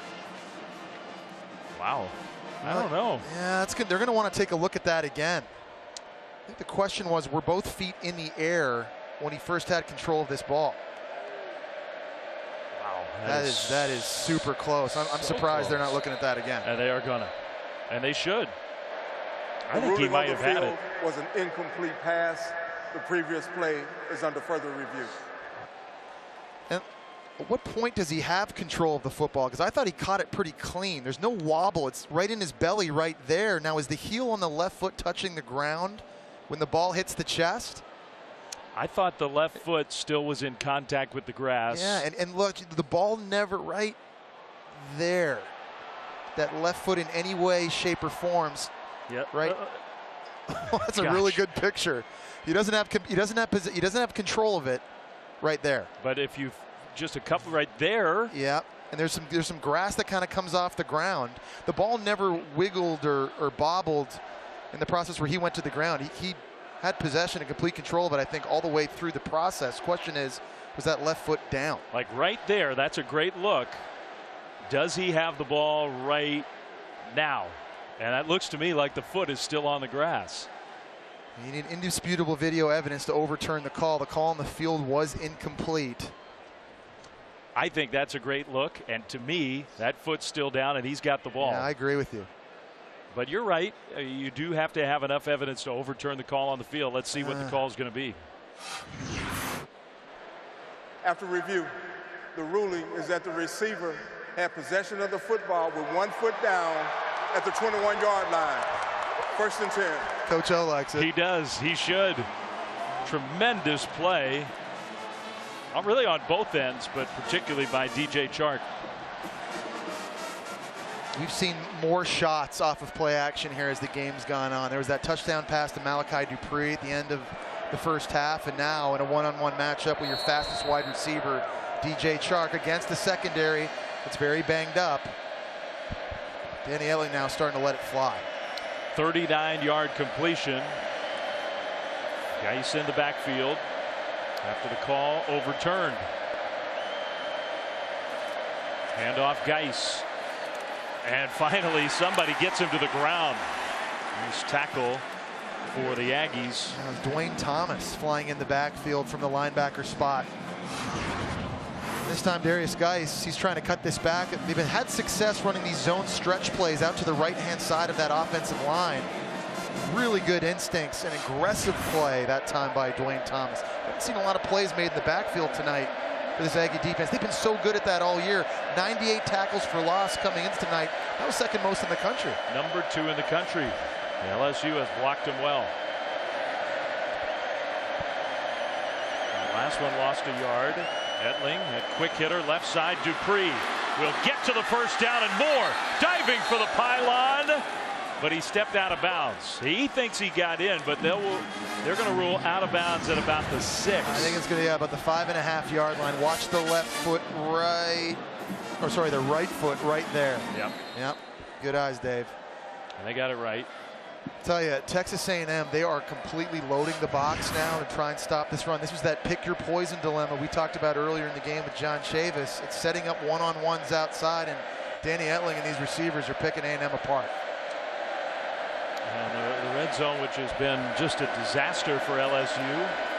Geaux, little shuffle move, a touchdown. Not this time. Almost untouched. Now there is a flag on the field. But I think this one's going against the Aggies. 3rd touchdown for Darius Geaux if it stands.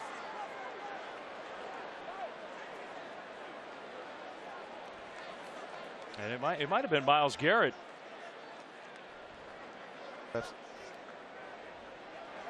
After the play, a sportsmanlike conduct foul. Defense number 15. 15-yard penalty assessed on the kickoff.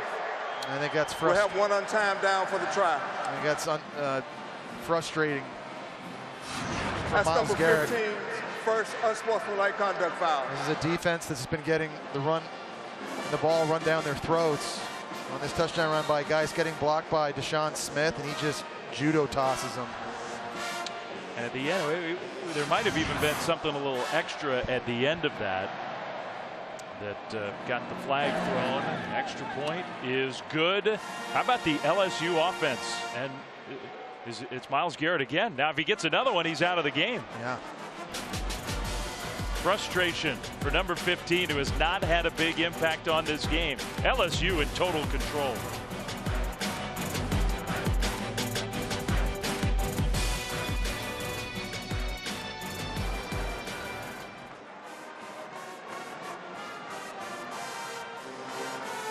Of ending up in that Sugar Bowl, New Year's 6 bowl game. After the penalty against Myles Garrett, the unsportsmanlike penalty, LSU's kicking off from the 50. Gives you a few options. And they're going to just boot it through the end zone and take the touchback. Our AT&T inside access with the A&M quarterback Trevor Knight. And his participation in the senior night ceremonies. It is senior night for Texas A&M. Only here 1 year, but he did make a huge impact on this program. Got a gigantic ovation. You think about all the chaos at the quarterback spot for A&M. Trevor Knight came here 1 game, sort of settled all that down. His injury certainly looms large over how this season has gone.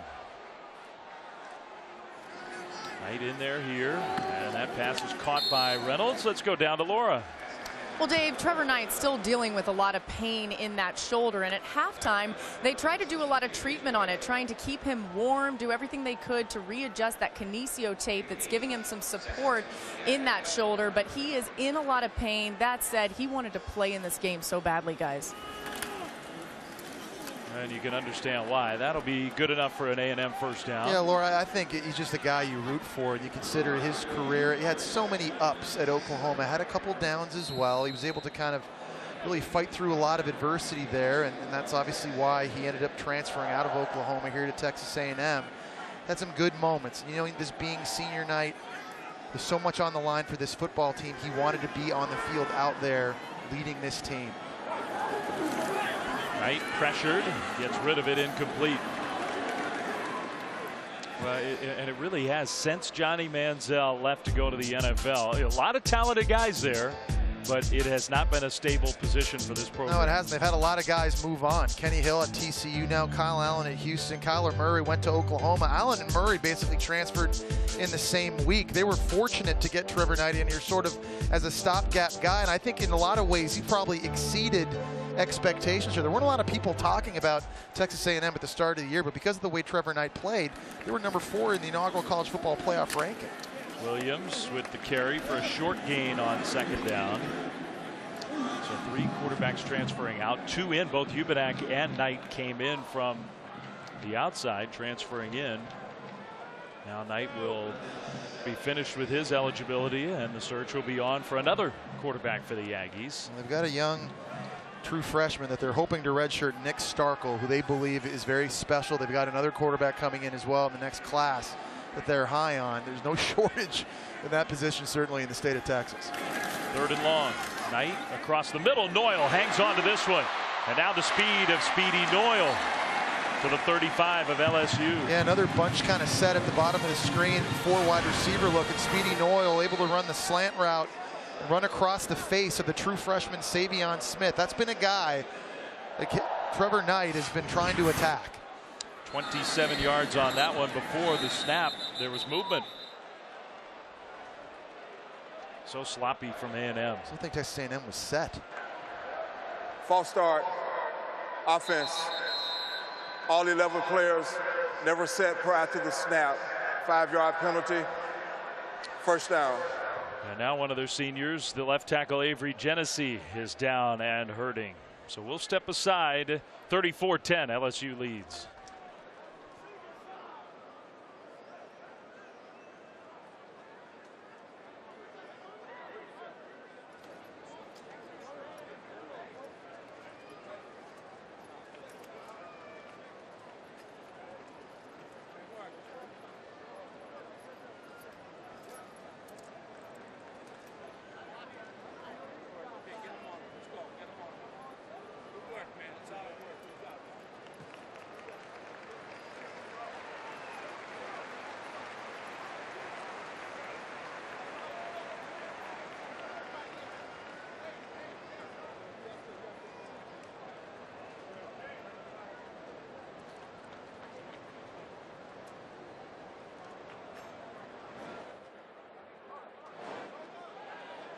And shorthanded, they're doing it again tonight. 34-10 is the lead. Now Kirk is looking to throw the ball. Did he have somewhere to go? He's going to try to get it tonight and really just threw it away. Out of bounds, incomplete. You got to give this LSU defense a ton of credit. You just hit it right on the head. They've held the Aggies to 204 total yards without their best pass rusher and Arden Key, and without Kendall Beckwith, their leading tackler. And there's not been a lot of drop-off. They are so deep, so athletic. For Dave Aranda, defensive coordinator, how good of a job has he done here in his first year? He's their 3rd DC in 3 seasons, coming over from Wisconsin. He's added some new schemes, some new alignments up front on the defensive line, some more zone coverage. They've been more multiple this year, less predictable, and as a result, he only allowed 11 touchdowns coming into this game, fewest in the nation.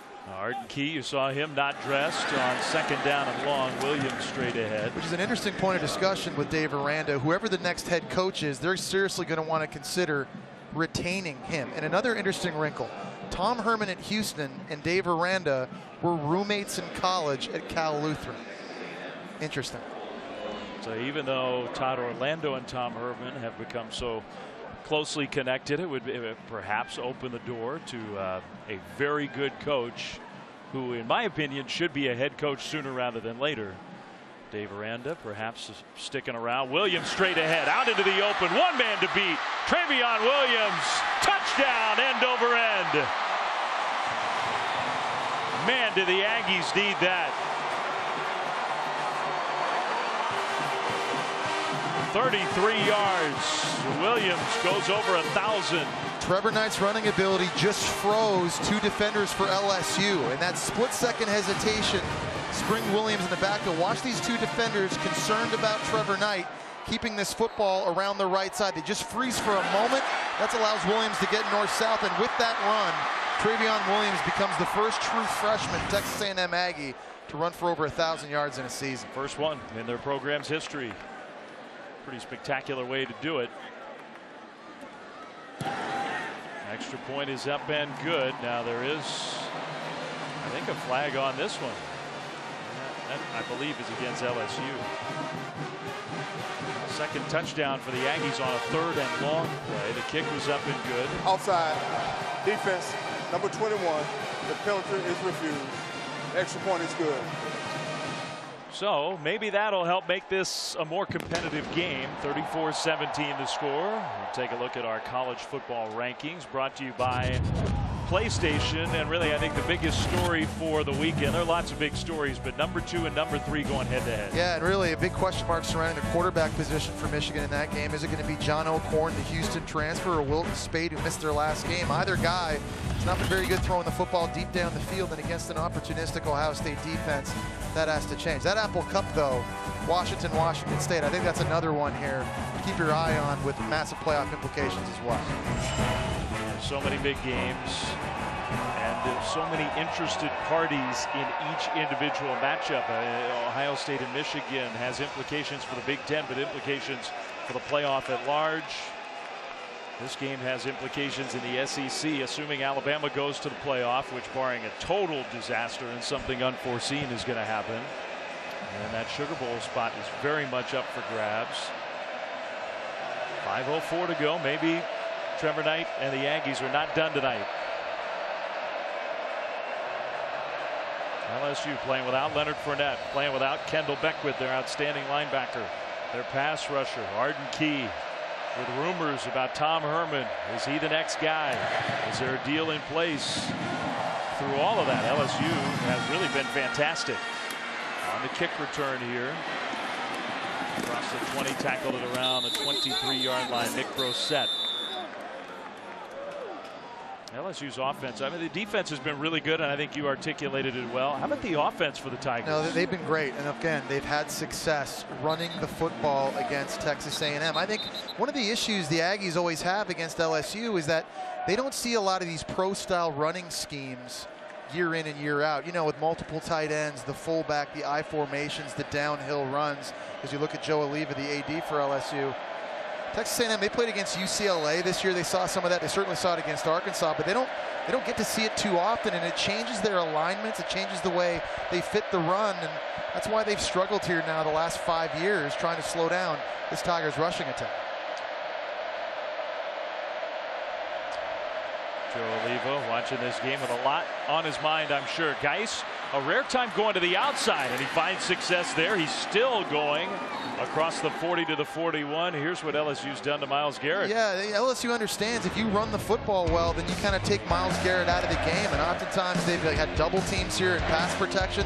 They decided to run right at him. They used chips by the running backs as well in the quick passing game. And tight ends have been on the perimeter, able to make an impact too. But Myles Garrett becomes a problem when you're in obvious passing situations, third and longs, and LSU has been able to avoid those tonight because of their ability to run the football. You see just one tackle so far in this game, limiting maybe the first pick of the NFL draft next year. 18 yards for Geaux. That puts him over 200 for the game with still 4 minutes to go in the third quarter. A penalty flag on that play.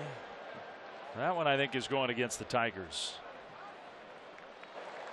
Holding offense. Number 84, 10-yard penalty. Replay first down. So against LSU. Laura? Well, Dave, it's been interesting because Myles Garrett has been very frustrated in this second half and telling his guys on the sideline, I have to be better, but you guys have to be better too. Also saying they know Darius Geis is going to run the ball, so they have to be able to stop him. Yeah, I think more people up front are going to have to win their one-on-ones. Myles Garrett can only do so much. John Chavis, their defensive coordinator, he's kind of changed the looks up front. He's trying to cover up all these LSU offensive linemen. Etling, a little pump fake. On the move, throws, and a nice delivery on the move. That'll be a first down. The tight end, Colin Jeter. And it's just a good example, too, of Danny Etling just in the pocket and being able to kind of buy himself some time. Watch the running back, Darius Geis, get a cut block here on a defender who's already on the ground. That kind of gave Etling an opportunity to roll out to his right and keep his focus downfield. I think Etling does a very good job of that. When he's on the run scrambling, he's looking to make a play throwing the ball. He's made LSU fans happy tonight. Etling's really played well. Nobody's been more spectacular than number 5. Add on to that total yardage for Darius Geis. Yeah, lineman up front for LSU is doing a good job, but they've got tight ends and fullbacks doing a good job. Watch J.D. Moore here on Sean Washington, number 44. Just light up Washington, number 33 in the hole, and allow a cutback opportunity for Darius Geis. Right now, LSU, they are imposing their will on Texas A&M, and it's not just the offensive line. Well, Washington, who leads this A&M team in tackles. A lot of the big names have been quiet for the Aggies, and credit LSU for that. Tigers first down. And J.D. Moore right now is just a complete battery ram. That's the second play in a row now. He runs right into Sean Washington. I've been impressed with J.D. Moore because he's kind of started the year as a guy that was just a lead blocker, and then all of a sudden they started throwing him some play action routes in the flat. In recent weeks, we've seen him get some fullback dives. Kind of do it all, and it makes them so much less predictable when they line up in the I formation. You don't always necessarily know that it's going to the tailback. A guy who started his career at LSU as a tight end. I think he found his home, though. He's got some of those ball skills, but he's turned into a heck of a fullback. They'll lead the way again. This time it is Williams, not Geaux. Texas A&M, they're putting more and more bodies close to the line of scrimmage. 8 guys that time at the line. And then there's one-on-one opportunities. If Steve Ensminger, the offensive coordinator for LSU, wants to try one of these play-action shot plays outside they've had some success with, and those opportunities are there. LSU very content, I think, to let that clock roll. Look at all these bodies right here up close. And I wonder if Etling is looking at that, making an adjustment to the call. And we'll hand it off, though, to Williams. Close to the 30, stopped short of the 30. There's Steve Ensminger. Became the interim play caller. I think he's done a really nice job. I think he's been creative. He was creative with the way he was using Leonard Fournette. These last couple of weeks, some more fullback looks, letting him up at wide receiver, kind of the run pass options, to ways to get receivers the ball quicker. He's added some wrinkles to this offense to kind of keep defenses a little bit more off balance. Here's a 3rd and long situation we haven't seen in a while. We got the offset back. Darrell Williams up here to the side of Myles Garrett. Williams picks up the blitz up the middle and gave Etling time to complete the pass inside the 10. LSU first down. Just kind of a corner route / smash route by the wide receiver at the top of the screen. And Russell Gage does a good job beating the true freshman Charles Oliver at cornerback across his face. Just calm demeanor in the pocket again for Danny Etling. No pass rush. This offensive line has done a very good job at the point of attack, getting movement, running the ball. They've been able to neutralize big number 15, Myles Garrett.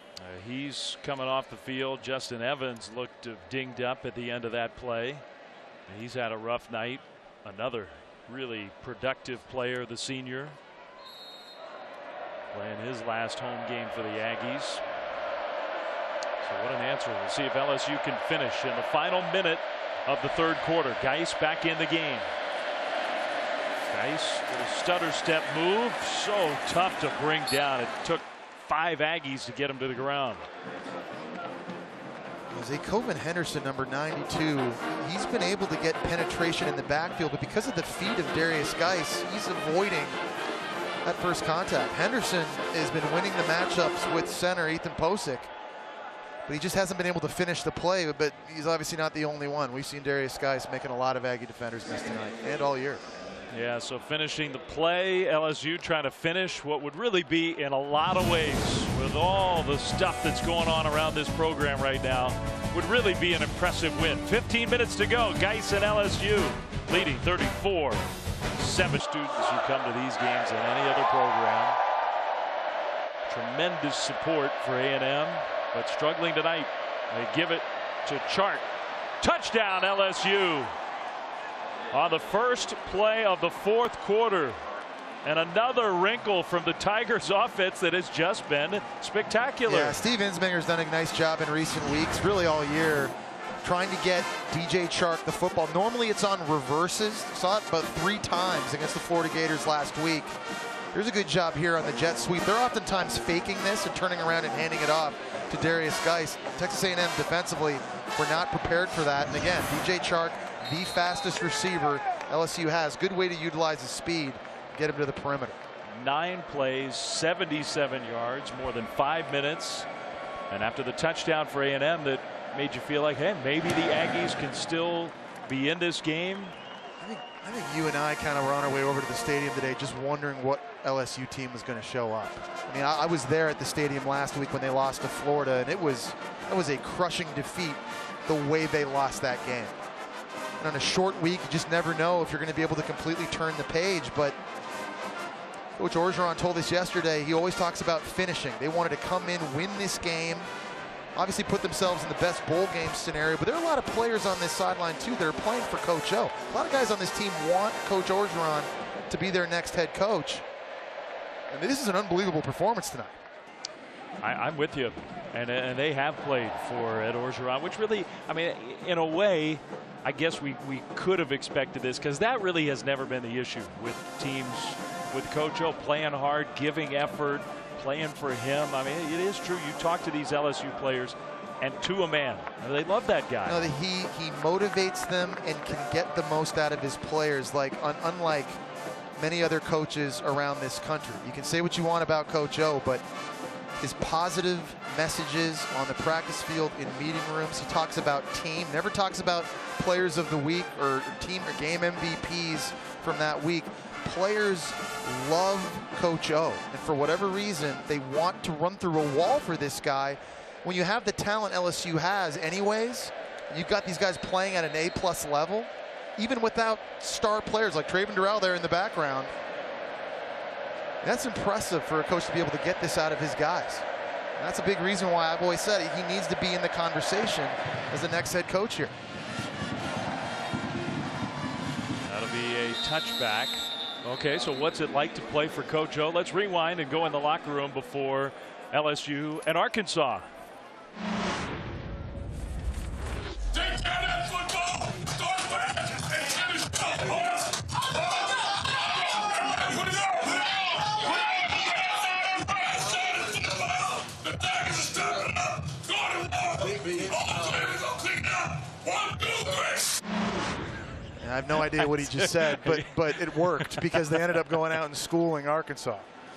One thing that Ed likes to talk about, and it's true. I mean, he grew up in Louisiana. The kids, I mean, they understand and they get him. And he loves to use the line, I eat the same food they eat. I grew up just like they grew up. And I do think he's got a deep understanding of how football in that great state works.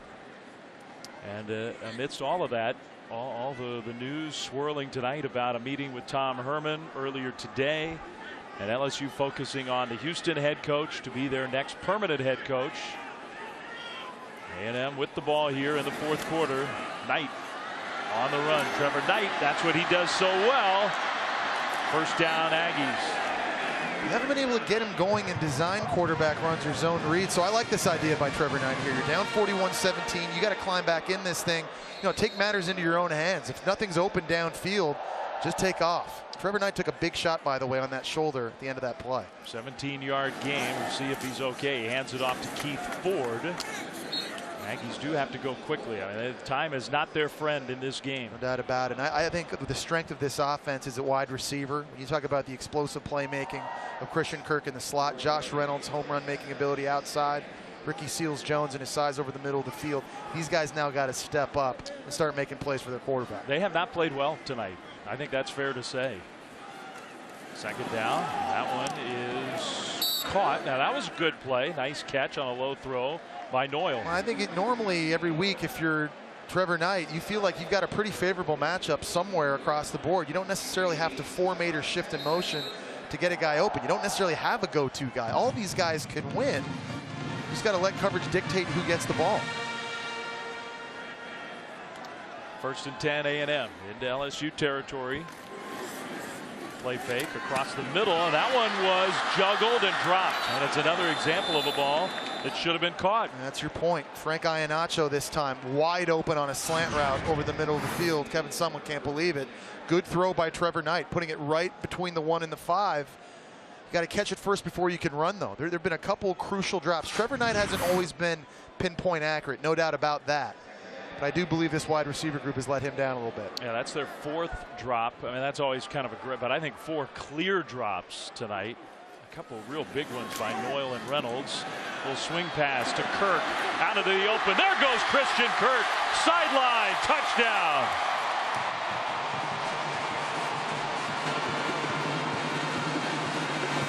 Christian Kirk went in motion. Nobody followed him. There was a bust on the back end at the safety position for LSU. And A&M just had LSU outflanked. They had 3 receivers out working 2. And just watch this at real-time speed, how quickly it takes Christian Kirk to get to the sideline. There's a reason that guy's taken 5 punts to the house in 24 games. Trevor Knight knows it. There's a big play from his most explosive playmaker helping him out. You mentioned the other 2 receivers, Seals, Jones, and Reynolds, who have not played great games tonight, but helping with the blocking. And A&M is going for 2 with 13 plus to go. Josh Reynolds here at the bottom of the screen, offset with some access. He's been a big weapon for them down in this area of the field. That one a back shoulder throw, and it's good. 2 points, Speedy Noyle. So they had to go fast. They had to get to the end zone. And they did do that. Let's make sure that he had control on the 2-point try. Back shoulder, nice throw by Trevor Knight. Wrestling the ball. There's a little bit of a wiggle, but I think he had it. I think he had both feet down. I do too. Good coverage by Paris. He kind of trapped it against his body. Still kind of grabbing it. After a couple feet down, ball wiggles a bit. No, that's a good 2-point conversion. Aggies trying to hang in there, down 41-25.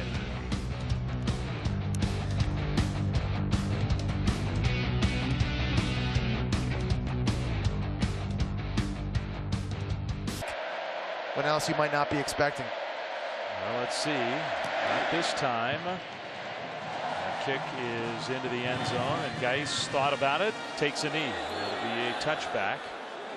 ESPN's rivalry series presented by Jiffy Lube. It's a rivalry that has been lopsided since A&M joined the SEC. LSU has really dominated this series. 41-25 they lead tonight. Still 13 minutes on the clock. And your point about the potential for an onside kick wasn't as much, I don't think, about the clock issue. It's more about, can A&M stop LSU? That's it. I mean, they need to create a turnover or something to give themselves an opportunity. They're trying to load the box with 8 guys, and that hasn't been able to slow down LSU. The other issue is it's setting up big plays in the passing game and opportunities outside in man coverage like right now. I mean, there's 2 corners pressed up against these receivers outside. Not a lot of help. This is a look right here. If you're LSU, I think you want to run into this.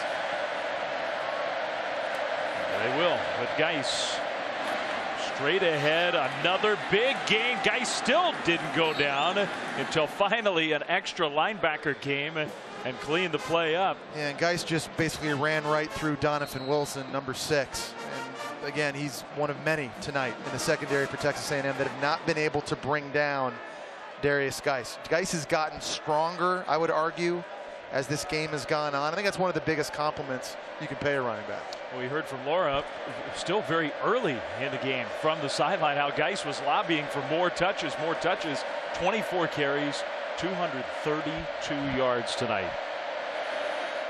On the road against a team that's been a good defensive team. That throw is right there. Caught. Dupree out of bounds, just short of the first down. And beautiful anticipation on the throw by Danny Etling. He throws this way before Malachi Dupree had even turned around. It's a quick play fake. There's no even hitch step. He just plants and gets rid of it. And you're throwing that catchable ball, right? It's not a laser that makes it hard for Malachi Dupree to locate once he comes out of his break.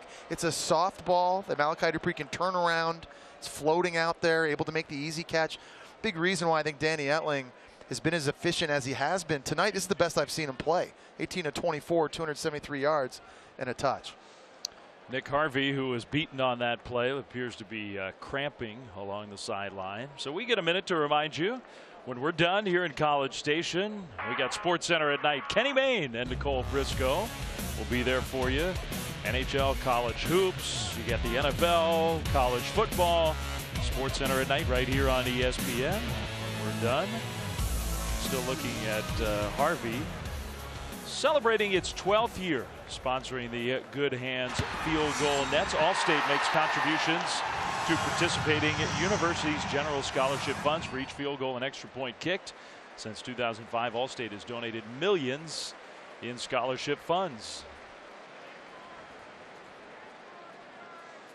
Well, I guarantee you, Jesse, that so many people in this stadium right now are thinking about this. All the quick starts, all the great anticipation these last 4 years, and the finishes have not been great. I think too, Dave, they just haven't been able to capitalize on all the momentum they built as a program. You go back to 2011, 2012, they join the SEC. They hire Kevin Sumlin. Johnny Manziel happens. You win a Heisman Trophy. Their first year in the league, they win 11 games. They get $480 million to renovate the facilities, and they just weren't able to capitalize. A 9-win season, now back-to-back 8-win seasons. And these really fast starts early in the years that gets everybody excited. They're not able to finish. They dwindle down the stretch. You see right here, one of the worst records in November in SEC since 2013, and it's been frustrating for these fans. LSU's had some of those problems themselves, but trying to finish the regular season very strong here tonight. LSU, second down and short. Geaux will get the first down right to midfield. I mean, $480 million, that's a big number. Well, these are the best facilities in football. I don't think just college football. I've had a chance to tour them extensively. I mean, they've got iPads in the squat racks in the gym. They've got marble bathrooms. They have a barber shop in their locker room, LED lights. There are very few recruits that can come on campus here and say no based upon all of that, and it hasn't necessarily translated in wins, certainly down the stretch here in recent years. And it's got people around here anxious. Etling down the sideline. It is caught inside the 10. D. Anderson, another big play. Yeah, just one-on-one opportunities with big wide receivers makes it difficult for the secondary. D. Anderson at 6'5". Look at the speed and the long strides. Running right by Deshaun Capers-Smith and being able to find the football, go up and make a tough catch. Contested. Just a true freshman. I have a feeling number 11 is going to be making a lot of plays for LSU. Etling, second career 300-plus yard game. He's throwing here. That one is incomplete. Trying to hit Dupree in the end zone. Well, and this pass rush is super slow off the ball because they're anticipating run. They're having to play in their gaps and try and locate the football. These play fakes just killing them. You see outside, Myles Garrett on a pass rush move and a big shot on Danny Etling. He's been waiting to do that all game long, but just hasn't had the opportunities.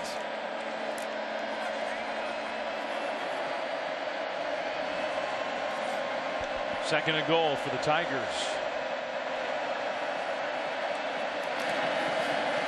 Little toss play, which has been so good for them. Geaux got stuffed that time.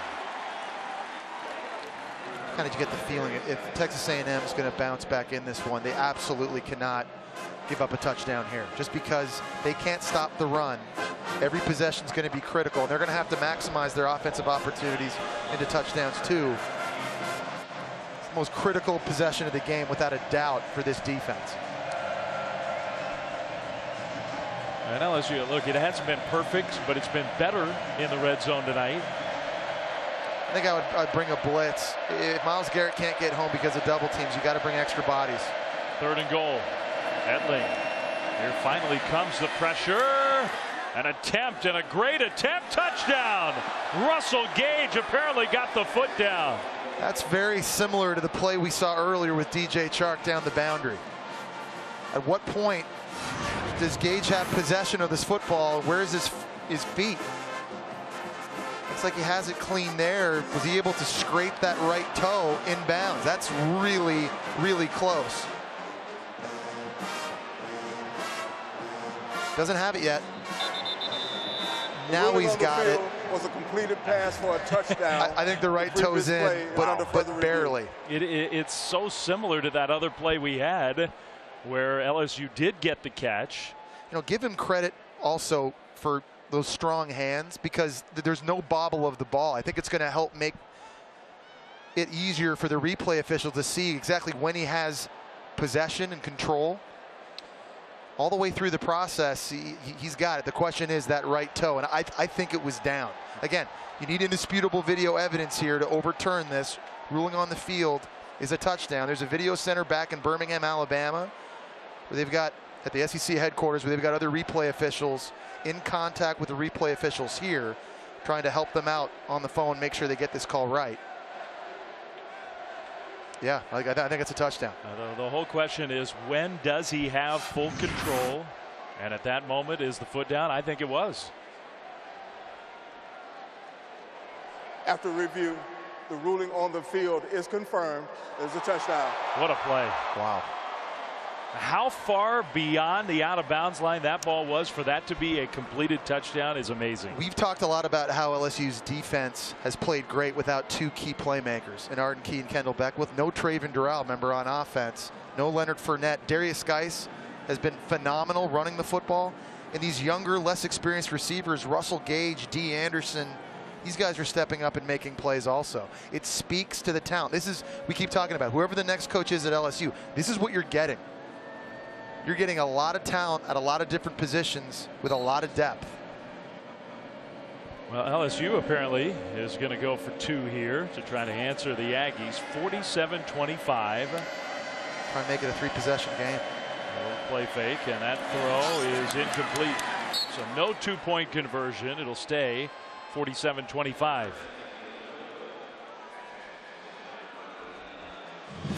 Just a tremendous play by Gage, by Edling. This LSU offense has been so impressive here on Thanksgiving. They lead in College Station big.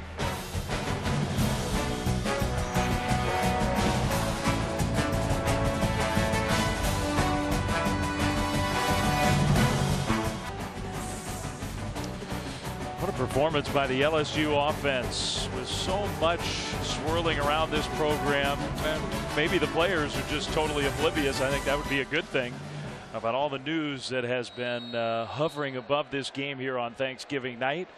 The Tigers offense has been spectacular, and they lead A&M big. If you're joining us late, the reports really right as we were coming on the air of a meeting between LSU and Tom Herman in Houston, and zeroing in on Herman as LSU's choice to be their head coach, and hoping maybe to name Tom Herman the head coach as soon as Saturday. Counter reports from Houston saying they're not aware of that. They're preparing for the game tomorrow. Now Brett McMurphy, our own Brett McMurphy, hearing that Tom Herman's folks are still perhaps thinking that an offer could come from Texas, although Texas hasn't made a decision about Charlie Strong and his future. So, I mean, you got a lot going on. With Herman at the center, 2 giant programs, and the future of those programs sort of hanging in the balance. All the while, LSU playing a heck of a game today. Yeah, no doubt about it. Just with blinders on, came out here focused and putting in an A performance, really in all 3 facets of this game. That pass complete. Speedy Noyle for an A&M first down. I mean, it really, there's an eeriness to this particular matchup. And last year at the end of the regular season in Baton Rouge, and Les Miles and the decision that came after the game. I know the folks at LSU thought Les Miles was coaching his final game perhaps, and he had sort of the send-off. His players carried him off the field. He's forward for a big gain. I want to give Texas A&M some credit because they're not shutting it down. A couple times now LSU has opened up surmountable leads. Texas A&M's kept fighting too. I mean, they came back with a long touchdown by Christian Kirk the last drive. Kevin Sumlin, his players, they're still playing hard. Keith Ford's up to 99 yards on the ground against a tough run defense of LSU. Maybe he got to 100. He might have gotten 1 there. It'll be second down. But anyway, I guess all of this will unfold in the next few days. I mean, it sounds like something's going to happen one way or another with Herman at the center of it all. And affecting those 2 programs and maybe other programs that could have openings, other big programs around the country as well. This also affects Charlie Strong directly at Texas. Knight will throw, and that one is caught by Reynolds out into the open. Josh Reynolds, 7 straight games with a touchdown for him. You said it, the Aggies are just not going away. No, that's the best throw I've seen tonight from Trevor Knight. This is an absolute rope. It's a slant to the wide side of the field. Josh Reynolds able to cross the face of the cornerback outside. I think it was Tre'Davious White. You don't see this very, very often. That's a Thorpe Award winner getting beat across his face and then run away from. It's amazing to think Josh Reynolds didn't have any D1 scholarship offers out of high school. Had to go to JUCO before transferring here to Texas A&M. What a season he's had. Yeah, tremendous. Meanwhile, Boone Niederhofer I think you could see that he was just going to celebrate and pulled up lame. He got hurt trying to celebrate with his teammate.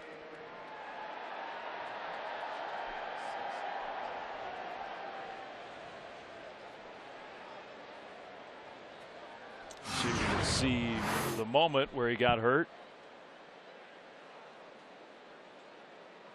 He just went and grabbed for that left leg right away. You know, I hate this. I feel like we see this too often.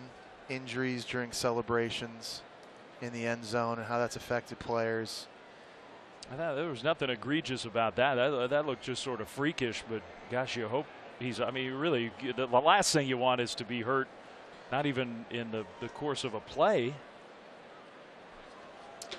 So they're looking at Boone, and he'll sit up. We'll step aside. Will we? No, we're going to stay. You're a liar, Dave. We got to make up our minds. We're going. We'll be back after this.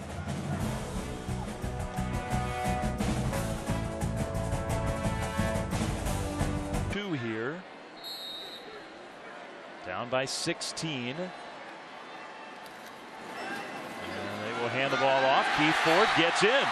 That's 2 more points for the Aggies to cut the lead to 14. Give this offense a ton of credit. They've been different with Trevor Knight back in the lineup tonight. We talked about LSU defensively. They've given up 11 touchdowns coming into the night. They've already given up 4 today, and Texas A&M's been able to make some plays here in the fourth quarter in the passing game. And how about Keith Ford, the Oklahoma transfer? We talked about this probably being his style of game, needing to run downhill at the Tigers. Really nice job there on the vision and the cutback for the 2-point conversion, making this a 14-point game. Well, we already know what the conference championship matchup is going to be here in the SEC. Conference championship races across college football in the Big Ten. Michigan wins against Ohio State. They go to the championship game, likely against Wisconsin. If Michigan loses and Penn State wins, they go. Ohio State needs to win, and they need Michigan State to upset Penn State. Okay, that's the Big Ten. How about the ACC? It's pretty simple here. Carolina needs to win, and they need the Hokies to lose. And from that coastal, of course, Clemson already in from the Atlantic side. In the Pac-12, Washington is in the north with a win against the Cougars. It's a win and in situation in the Pac-12 North.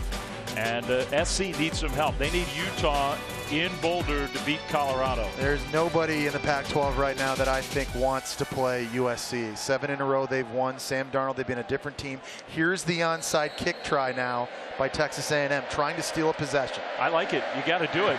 8:45 to go. What a hit. Man, huge hit by Ricky Seals-Jones, and somehow LSU and their special teams held on to the ball. Is that Xavier Lewis? My goodness. This is one of the hardest things to do, I think, in a game. Onside kick, hands team. You know there's going to be someone free charging down the field to blow you up, and you're expected to make a catch in a difficult situation. It was a legal hit. That's Ricky Seals-Jones. It's a 240-pound wide receiver who can run.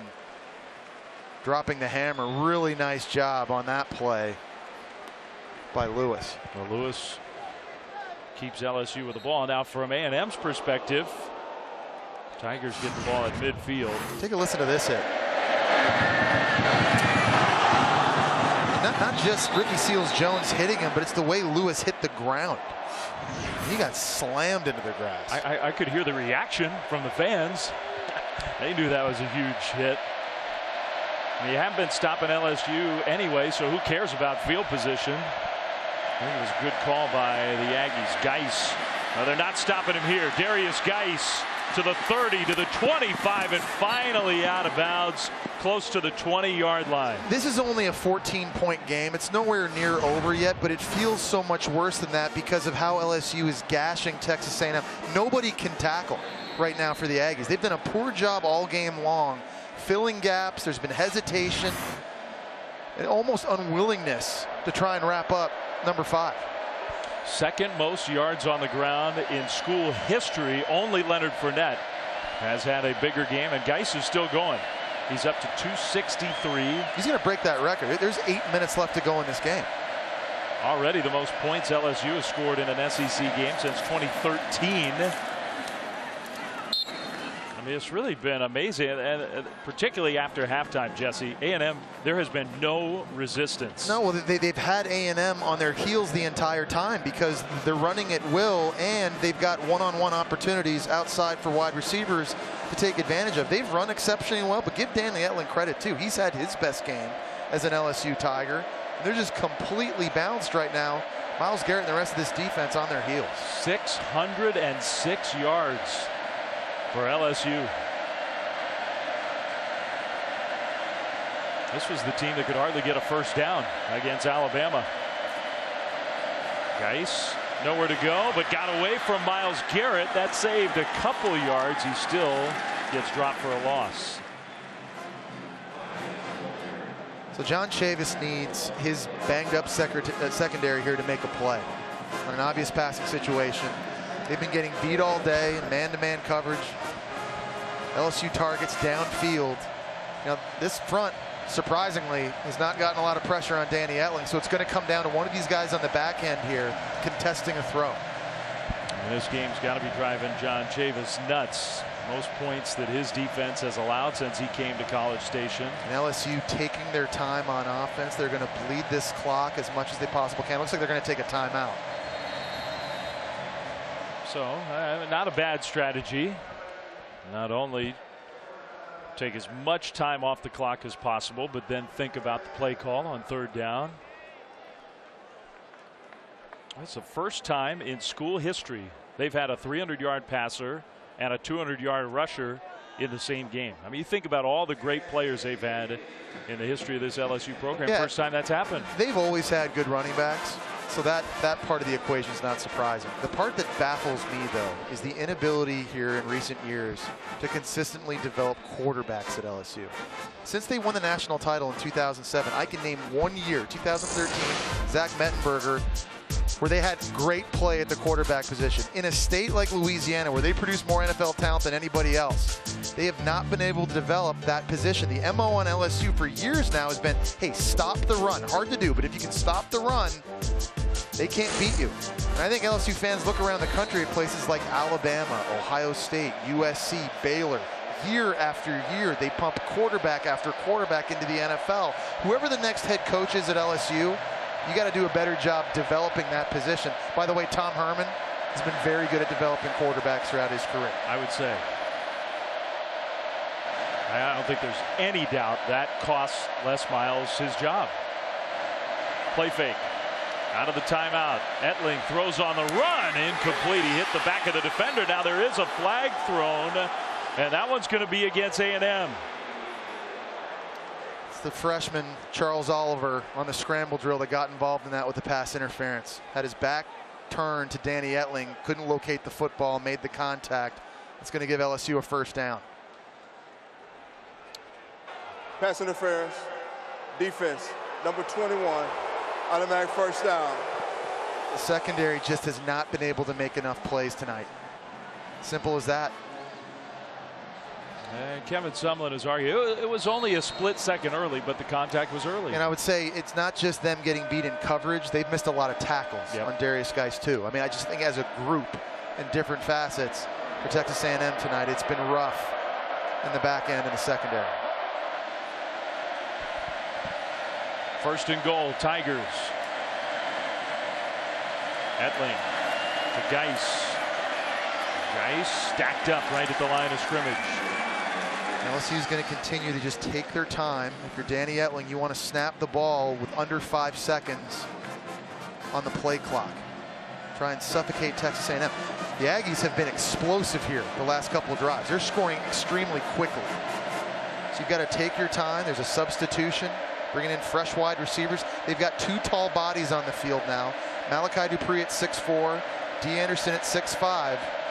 In case Danny Etling wants a fade throw possibility outside against bump coverage. Play clock, to your point, under 5. They'll snap it at 2 and give it to number 5. Geis inside the 5, down close to the 1. Stops short. It'll be 3rd and goal. And I think you keep going to that. I think you keep running to Myles Garrett's side. Their left tackle, KJ Malone, he's holding his own right now in the run blocking schemes. You've got a battery ram at fullback and JD Moore.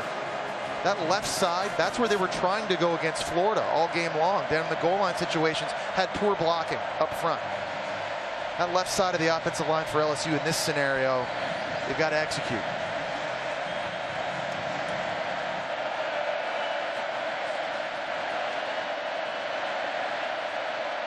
Good management of the clock here for the Tigers. Geaux, touchdown. His 4th of the night. A monster performance for Darius Geaux. Watch the block by the fullback J.D. Moore taking on Donovan Wilson, who wants no part of this. This is a business decision by Wilson. Watch this. Watch number 6 take on the fullback. Nope.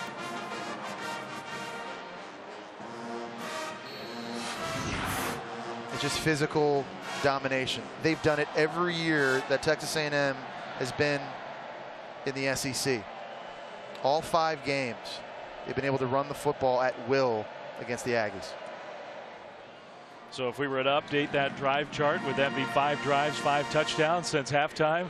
I mean, it has been domination by Geaux and the LSU offense on the road off the tough loss to Florida. What a night for the Tigers. Outside chance still for LSU, even with 4 losses, to be the highest ranked team behind Alabama in the SEC. A&M, Kirk gets hit hard and gets out close to the 20-yard line. Okay, so the possibilities for the Sugar Bowl in the SEC. And let's throw LSU just as a sort of a long shot dark horse. How do you see it playing out? Well, listen, Alabama certainly could lose 2 games and be in the Sugar Bowl. I think that's unlikely to happen. Auburn, I think a lot of people expect to lose to Alabama. Florida could very easily lose against Florida State and in the SEC title game. So all of a sudden, I think if you're Tennessee, you're looking pretty good right now. The game coming up against an improved Vanderbilt team, a very good Vanderbilt team that's won 3 of their last 5. This thing's still so wide open. Knight is going to be sacked. Well, I think if the Vols take care of things against Vanderbilt, they are in a very strong position. If they were to lose, I mean, you broke it down there. There would be a distinct possibility that everybody else would have 4 losses. Yeah. And at that point, I mean, who knows? Maybe LSU has as strong a case as anybody. And you're looking at head-to-heads, and you're looking at the fact that LSU's beaten Texas A&M, obviously, and played Bama tough. So that Tennessee Vanderbilt game on the SEC Network on Saturday night. There's so many good games this weekend. That one, in some ways, kind of gets lost in the shuffle. That is a gigantic game as far as the Sugar Bowl and this conference go. Texas A&M with the clock stopped here, down 54-33, needing to burn a timeout just to try to get organized with 4:19 to play. Dave Fleming, Jesse Palmer. Happy Thanksgiving to everybody, along with Laura Rutledge. Glad you're spending part of your holiday with us. Whether you thought LSU was going to win the game or not here, I don't think any of us saw this style of game breaking out. And you have to be impressed with the way the Tigers have played. Yeah, no doubt about it, because you just didn't know really what the motivation was. I mean, after that heartbreaking loss against Florida last week, it seemed like the Sugar Bowl hopes were probably done. A lot of people kind of gave up on Coach O as potentially the next head coach here for LSU, and you just wondered at what they had to play for. But they've been focused. They've come out with the same offensive game plan they've had against Texas A&M for the last 4 years, and the defense made a lot of plays. They've had a lot of key players with injuries out in this one. Backups have played well. Knight going downfield, incomplete, intended for Kirk. And now Trevor Knight is down. And it's his leg, not his shoulder. Looks like he's giving himself the knee check. He took a low hit. I think it was Tayshawn Bauer coming off the edge right at the knee level. And this wasn't an illegal hit, because Tayshawn Bauer was being blocked into the quarterback by the left tackle. Well, certainly kind of one of those scary moments for a quarterback in the pocket. You just hate to see that. It's his senior night, like it is for so many of these Aggies players. Just the right side of the screen. Bauer coming off the edge. He's going to kind of fall right into that knee of Trevor Knight. Yeah. Now, if he wasn't blocked into him, then that would be a roughing the passer penalty. But because he was being blocked in contact, that's a clean play. And you're right. For Trevor Knight, considering all the different things that he's kind of had to overcome, Obviously at Oklahoma with the ups and downs, and then the injury this year against Mississippi State with the AC sprain. This being senior night, knowing how big of a moment this was for him. Certainly hope he's okay. Yep. And speaking of the Sugar Bowl, I mean, maybe outside of Katy Perry on game day, which was a memorable Trevor Knight moment, not necessarily involving Trevor himself, but the performance against Alabama when he was still with Oklahoma is going to go down as one of the all-time performances against a Nick Saban team. I think he also kind of thought maybe for Trevor Knight the motivation to get back to the Sugar Bowl, also maybe for personal reasons. There's a lot of people that believe if Oklahoma wins the Big 12 and doesn't make the playoff, that Oklahoma will be a team going to the Sugar Bowl too, and that could have been an opportunity for Trevor Knight to face his old team in the same stadium where he had that magnificent game against Alabama. Yeah. Let's go downstairs to Laura Rutledge. Well, guys, Trevor Knight struggled at times tonight. The A&M offense has struggled at times tonight, but he's never struggled on the sideline motivating this team. He's kept them in it, even encouraging the receivers that have had crucial drops. He has been such a vocal leader throughout this game, guys. He may be, look, we've covered college football for a long time here now. He may be the most positive player I've ever been around. But he uplifts everyone around him. Like, I was down on the field pregame. I think he gave every one of his teammates a high five, and everyone looked him in the eye when he did it. It reminded me of Maximus in Gladiator getting his army ready. I mean, that's literally what Trevor Knight, that's what kind of it looked like. People would stop what they were doing, stare at him and look at him, and then go on about their business. He just kind of commands that sort of respect and leadership. It's remarkable to watch. He definitely smiles more than Russell Crowe. Geaux trying to add on. He's got 271. He's got a chance to go up over 300. There's been a lot of runs like that and bigger than that tonight against this A&M defense. Whoever, all the stuff about the coach and who's going to be the coach, whoever will be the coach next year will have him. And it won't matter what offense it is, whether it's an I formation pro style offense or if it's a spread kind of offset zone read type deal. I think this guy can play in anybody's system and have success. Yeah, I mean, it's not official that Leonard Fournette is gone, but he's going to be gone. He just made it official. Leonard, I'll make the announcement for you.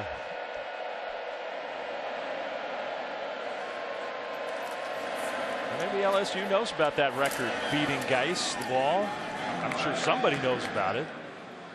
Well, in fairness, too, I was at the game that Leonard Fournette broke the record against Ole Miss. Yeah. I think he did it on 16 carries. Yeah, it could have been 500. Yeah, I mean, like Derek Geis does already have 34 attempts. He's been a workhorse tonight. And he's done a lot of it by himself. His offensive line has given him an opportunity to get into the second level, but once he's gotten there, he's made people miss. Very hard guy to bring down with arm tackles. You know, Texas A&M has not been able to get multiple hats to the football. And again, what makes him unique is for a guy as big and physical as he is, he has that game-breaking home run speed. Game plan coming in tonight, simple. Feed Darius Geis the ball early, feed it to him often. And after a tough game he had last week against the Florida Gators, he's bounced back, and you see, you know, history repeats itself. A&M's got an LSU problem. I mean, they do. They just have not been able to match up against the power of LSU these last 5 years.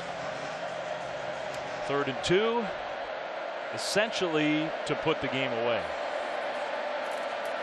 And why not give it to Geis? First down, LSU. I'm sure LSU fans are thinking, well, where was this offense for a lot of this year? The defense has been so good. Well, in fairness, the teams they lost to play better defense than Texas A&M. In this recent stretch, you talk about Alabama and Florida.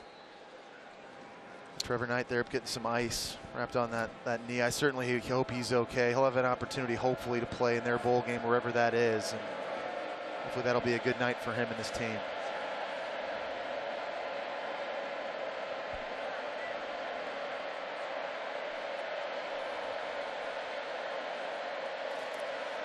Geis did take a big hit and fought to get back to the line of scrimmage. Doesn't want to lose any of those yards.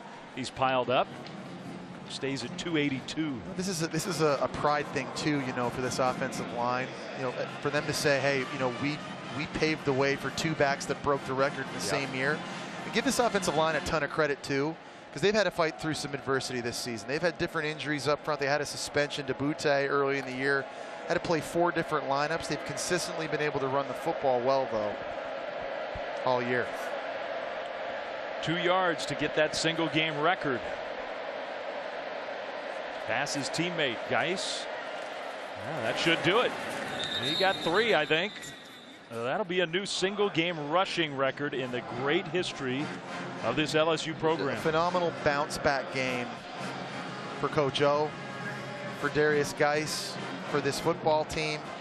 It would have been easy for them to just roll out the helmet and just kind of shut it down, but they kept fighting.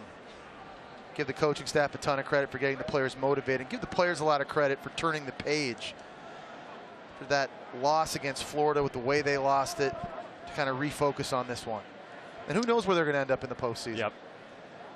It's going to be a bad matchup for somebody, though, with the talent they have on both sides of the football.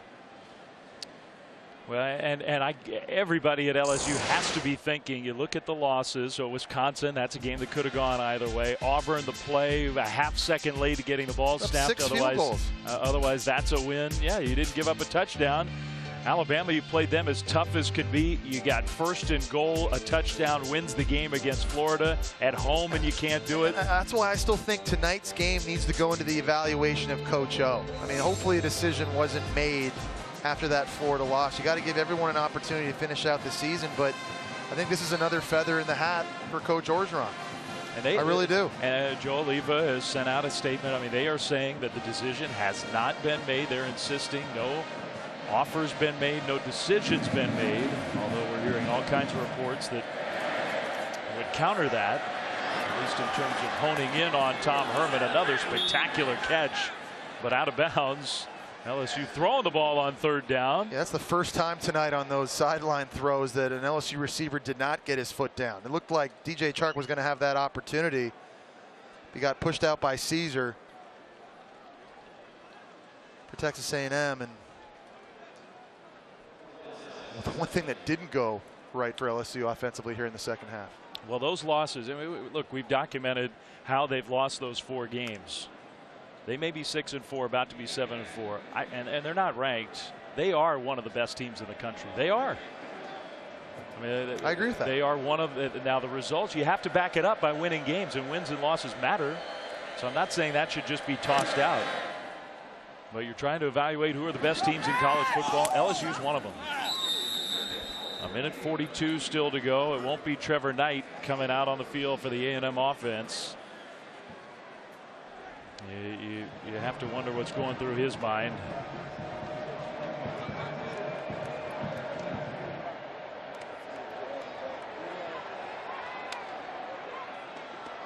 We've been watching. That scene has repeated itself over and over on the sideline these last few minutes. Jake Hubenak, he's not 100%, the junior. Didn't get a lot of practice reps. Hurt his AC joint in his shoulder also against Ole Miss a few weeks ago. Didn't practice at all last week. Played the game against UTSA, played well. Here he is now late in the game, getting some snaps, and another week where he has not had a lot of throws. A record-setting performance tonight for Darius Geis with no Leonard Fournette. I mean, LSU was down so many key players, but number 7 would be at the top of any list. And yeah, Darius Geis was just tremendous. Hubenak's going to throw. Shoulder looks pretty good. In stride, Speedy Noyle for the big game. I think it says a lot about a team that doesn't quit. See Trevor Knight still cheering his team on here. Speedy Noyle outside. That was Hubenak's favorite target against Ole Miss a few weeks ago. Doing a nice job at the line of scrimmage, beating Dante Jackson, completing the go route. He's still cheering his teammates on. Who would have figured after that 48-yard catch, 445 yards of offense for A&M, and basically getting blown out at home against one of the top statistical defenses in the country. Kirk has been responsible for plenty of yards, got wrestled down there after a gain of 1.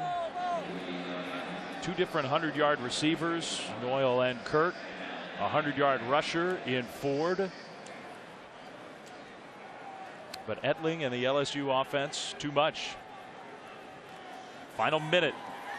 Hubenak takes a hit. Incomplete. There's Tayshawn Bauer. You mentioned Darius Geis and how he's filled in for Leonard Fournette. How about Tayshawn Bauer and how he filled in for Arden Key?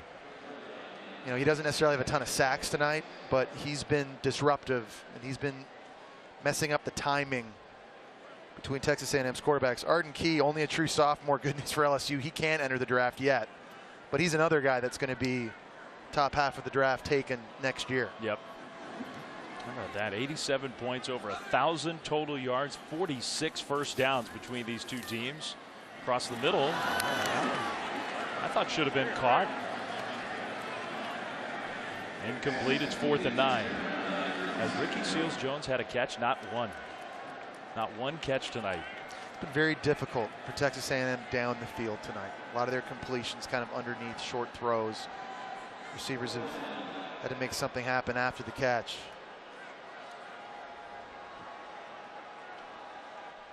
Could be the final play for the Aggies.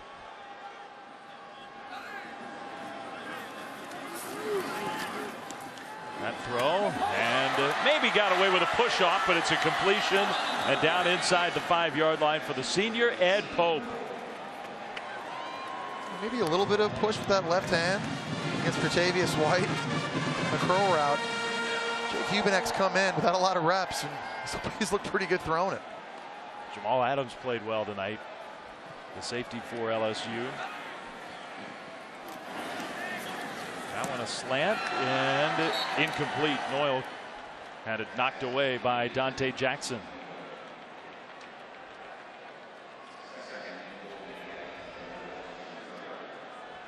Well, it's all just cosmetic at this point, but remember, LSU's defense total, now they played 10 games before tonight, total had allowed 11 touchdowns on the year. It's an astounding number. In their 4 losses, what have they given up? 3 combined touchdowns? Yeah, think about that. In their losses. 2nd and goal. Hubenak. That one is incomplete again. Knocked away. And Tre'Davious White gave up a slant, touchdown. Josh Reynolds, a few possessions ago, right here doing a nice job climbing the ladder with Pope. It's a 6'4" wide receiver, swatting that away. A handoff. And that one is, well, the reach out at the end there, close, and it's a touchdown. I would expect that they're going to look at this one. James White, at the last second, he can kind of see the ball poke through there. Nice job keeping his legs churning, and a nice job by this offensive line continuing to push. It looked like Devon Godshaw had White kind of stuffed. The line of scrimmage, you see Bauer kind of going there for his legs, and it's just that last little surge forward. Yeah, stuck the football out. Did he do it before his knees touched the ground? I don't think he was down. His knees aren't down yet. You can see that they're actually on top of Tayshawn Bauer. And the image kind of gets blocked by Speedy Noyle there, but I think he's on top of the defender, and I think the ball crossed the plane to the goal line. It's a touchdown. So they're going for 2 toward Ricky Seals-Jones, incomplete. It doesn't really matter in terms of the final result. Still startling. You just could not have believed if they scored 39 against this LSU defense that A&M would be walking out of this stadium so disappointed. Yeah, no doubt about it. And it's just something that's going to have to change for Texas A&M moving forward. Got to get better in run defense. Tre'Davious White here limping off the field. The Thorpe Award finalist, but you know, and listen, they're going to lose Myles Garrett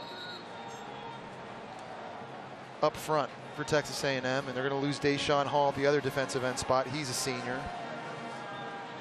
Just need to be more physical in the future. They're going to have issues. Now, I don't know what kind of offense LSU is going to run next year, but I think, you know, to win in the SEC, certainly just to win in college football, period, you know, good run defense helps. I think John Chavis, their new defensive coordinator the last 2 years, I think has made it a little bit better, but it hasn't been enough of an improvement. in this matchup, it just hasn't been good enough. And they have held their own against some other good run offenses. They've played, as you said, better defense, but that has to change for the Aggies, who are looking at another limp to the finish line, basically for the 5th year in a row. This was a team that was 6-0, that was in the first college football playoff ranking in the top 4. They are going to attempt an onside kick. That one will be recovered by LSU. There is a flag down. I think Texas A&M may have been offsides. So that won't matter. Yeah, you can take the headset off, Coach O. And I bet you his players. Offside defense, number 9. I'm sorry, offside kicking team, number 9. 5-yard penalty added to the end of the run. First down. We forgive you, Hubert. It's been a long 4th quarter. 42 total points in the 4th quarter. I bet the LSU players are going to show some affection for their, we call it interim head coach. To them, it's their head coach when this game is officially over. He should smile. Just a crushing loss last week. What a bounce back. And that will do it. Well, all the questions. Is that the last game for Ed Orgeron as the head guy at LSU? 5-2 since being named the head coach. And I don't think any performance more impressive, all things considered, than this one here tonight. Yeah, I think when you consider all the different key players that were injured and out, when you consider the way they lost against Florida and what that loss meant to them, their postseason, for Darius Geis, Danny Etling, and these guys to all come out playing on fire. It was impressive, no doubt about it. Let's hear from Coach O with Laura Rutledge on the field. All right, thank you, Dave. And Coach, you had so many key players out tonight. How were guys on both sides of the ball able to step up and win this one? You know, great job by offense. We came out, we wanted to be the most physical team. We did it. We're disappointed. That was uncharacteristic with our defense, but we won the game as a team. I'm most proud of that. Darius Geis setting a single-game rushing record at LSU with 285 yards. You're smiling about it. What would you have to say about his performance? I'm just so happy for Darius, man. He just worked hard all week in the offensive line. What a great performance. You said that you would watch this game with LSU and A&M when you weren't here and you were coaching elsewhere, and you wished you were here. So now you've won the game. How does that feel? Great feeling. I was so happy for our players, our coaches, and our Tiger family. What can you say about Danny Etling's performance? Great. He's a warrior, man. He's a competitor. He managed the game well. We're proud of him. All right, Coach. Thank you. Go Tigers. Hard not to kind of root for that guy. And let's see if he gets drenched. Yeah, you can kind of see that one coming. It's a Thanksgiving ice bath for Ed Orgeron. LSU Tigers, what an impressive night for them. Their 7th win of the year. What could have been for this LSU team? 54-39 in College Station. LSU gets the win. For Jesse Palmer, for Laura Rutledge, Dave Fleming saying so long and happy Thanksgiving. SportsCenter coming up next.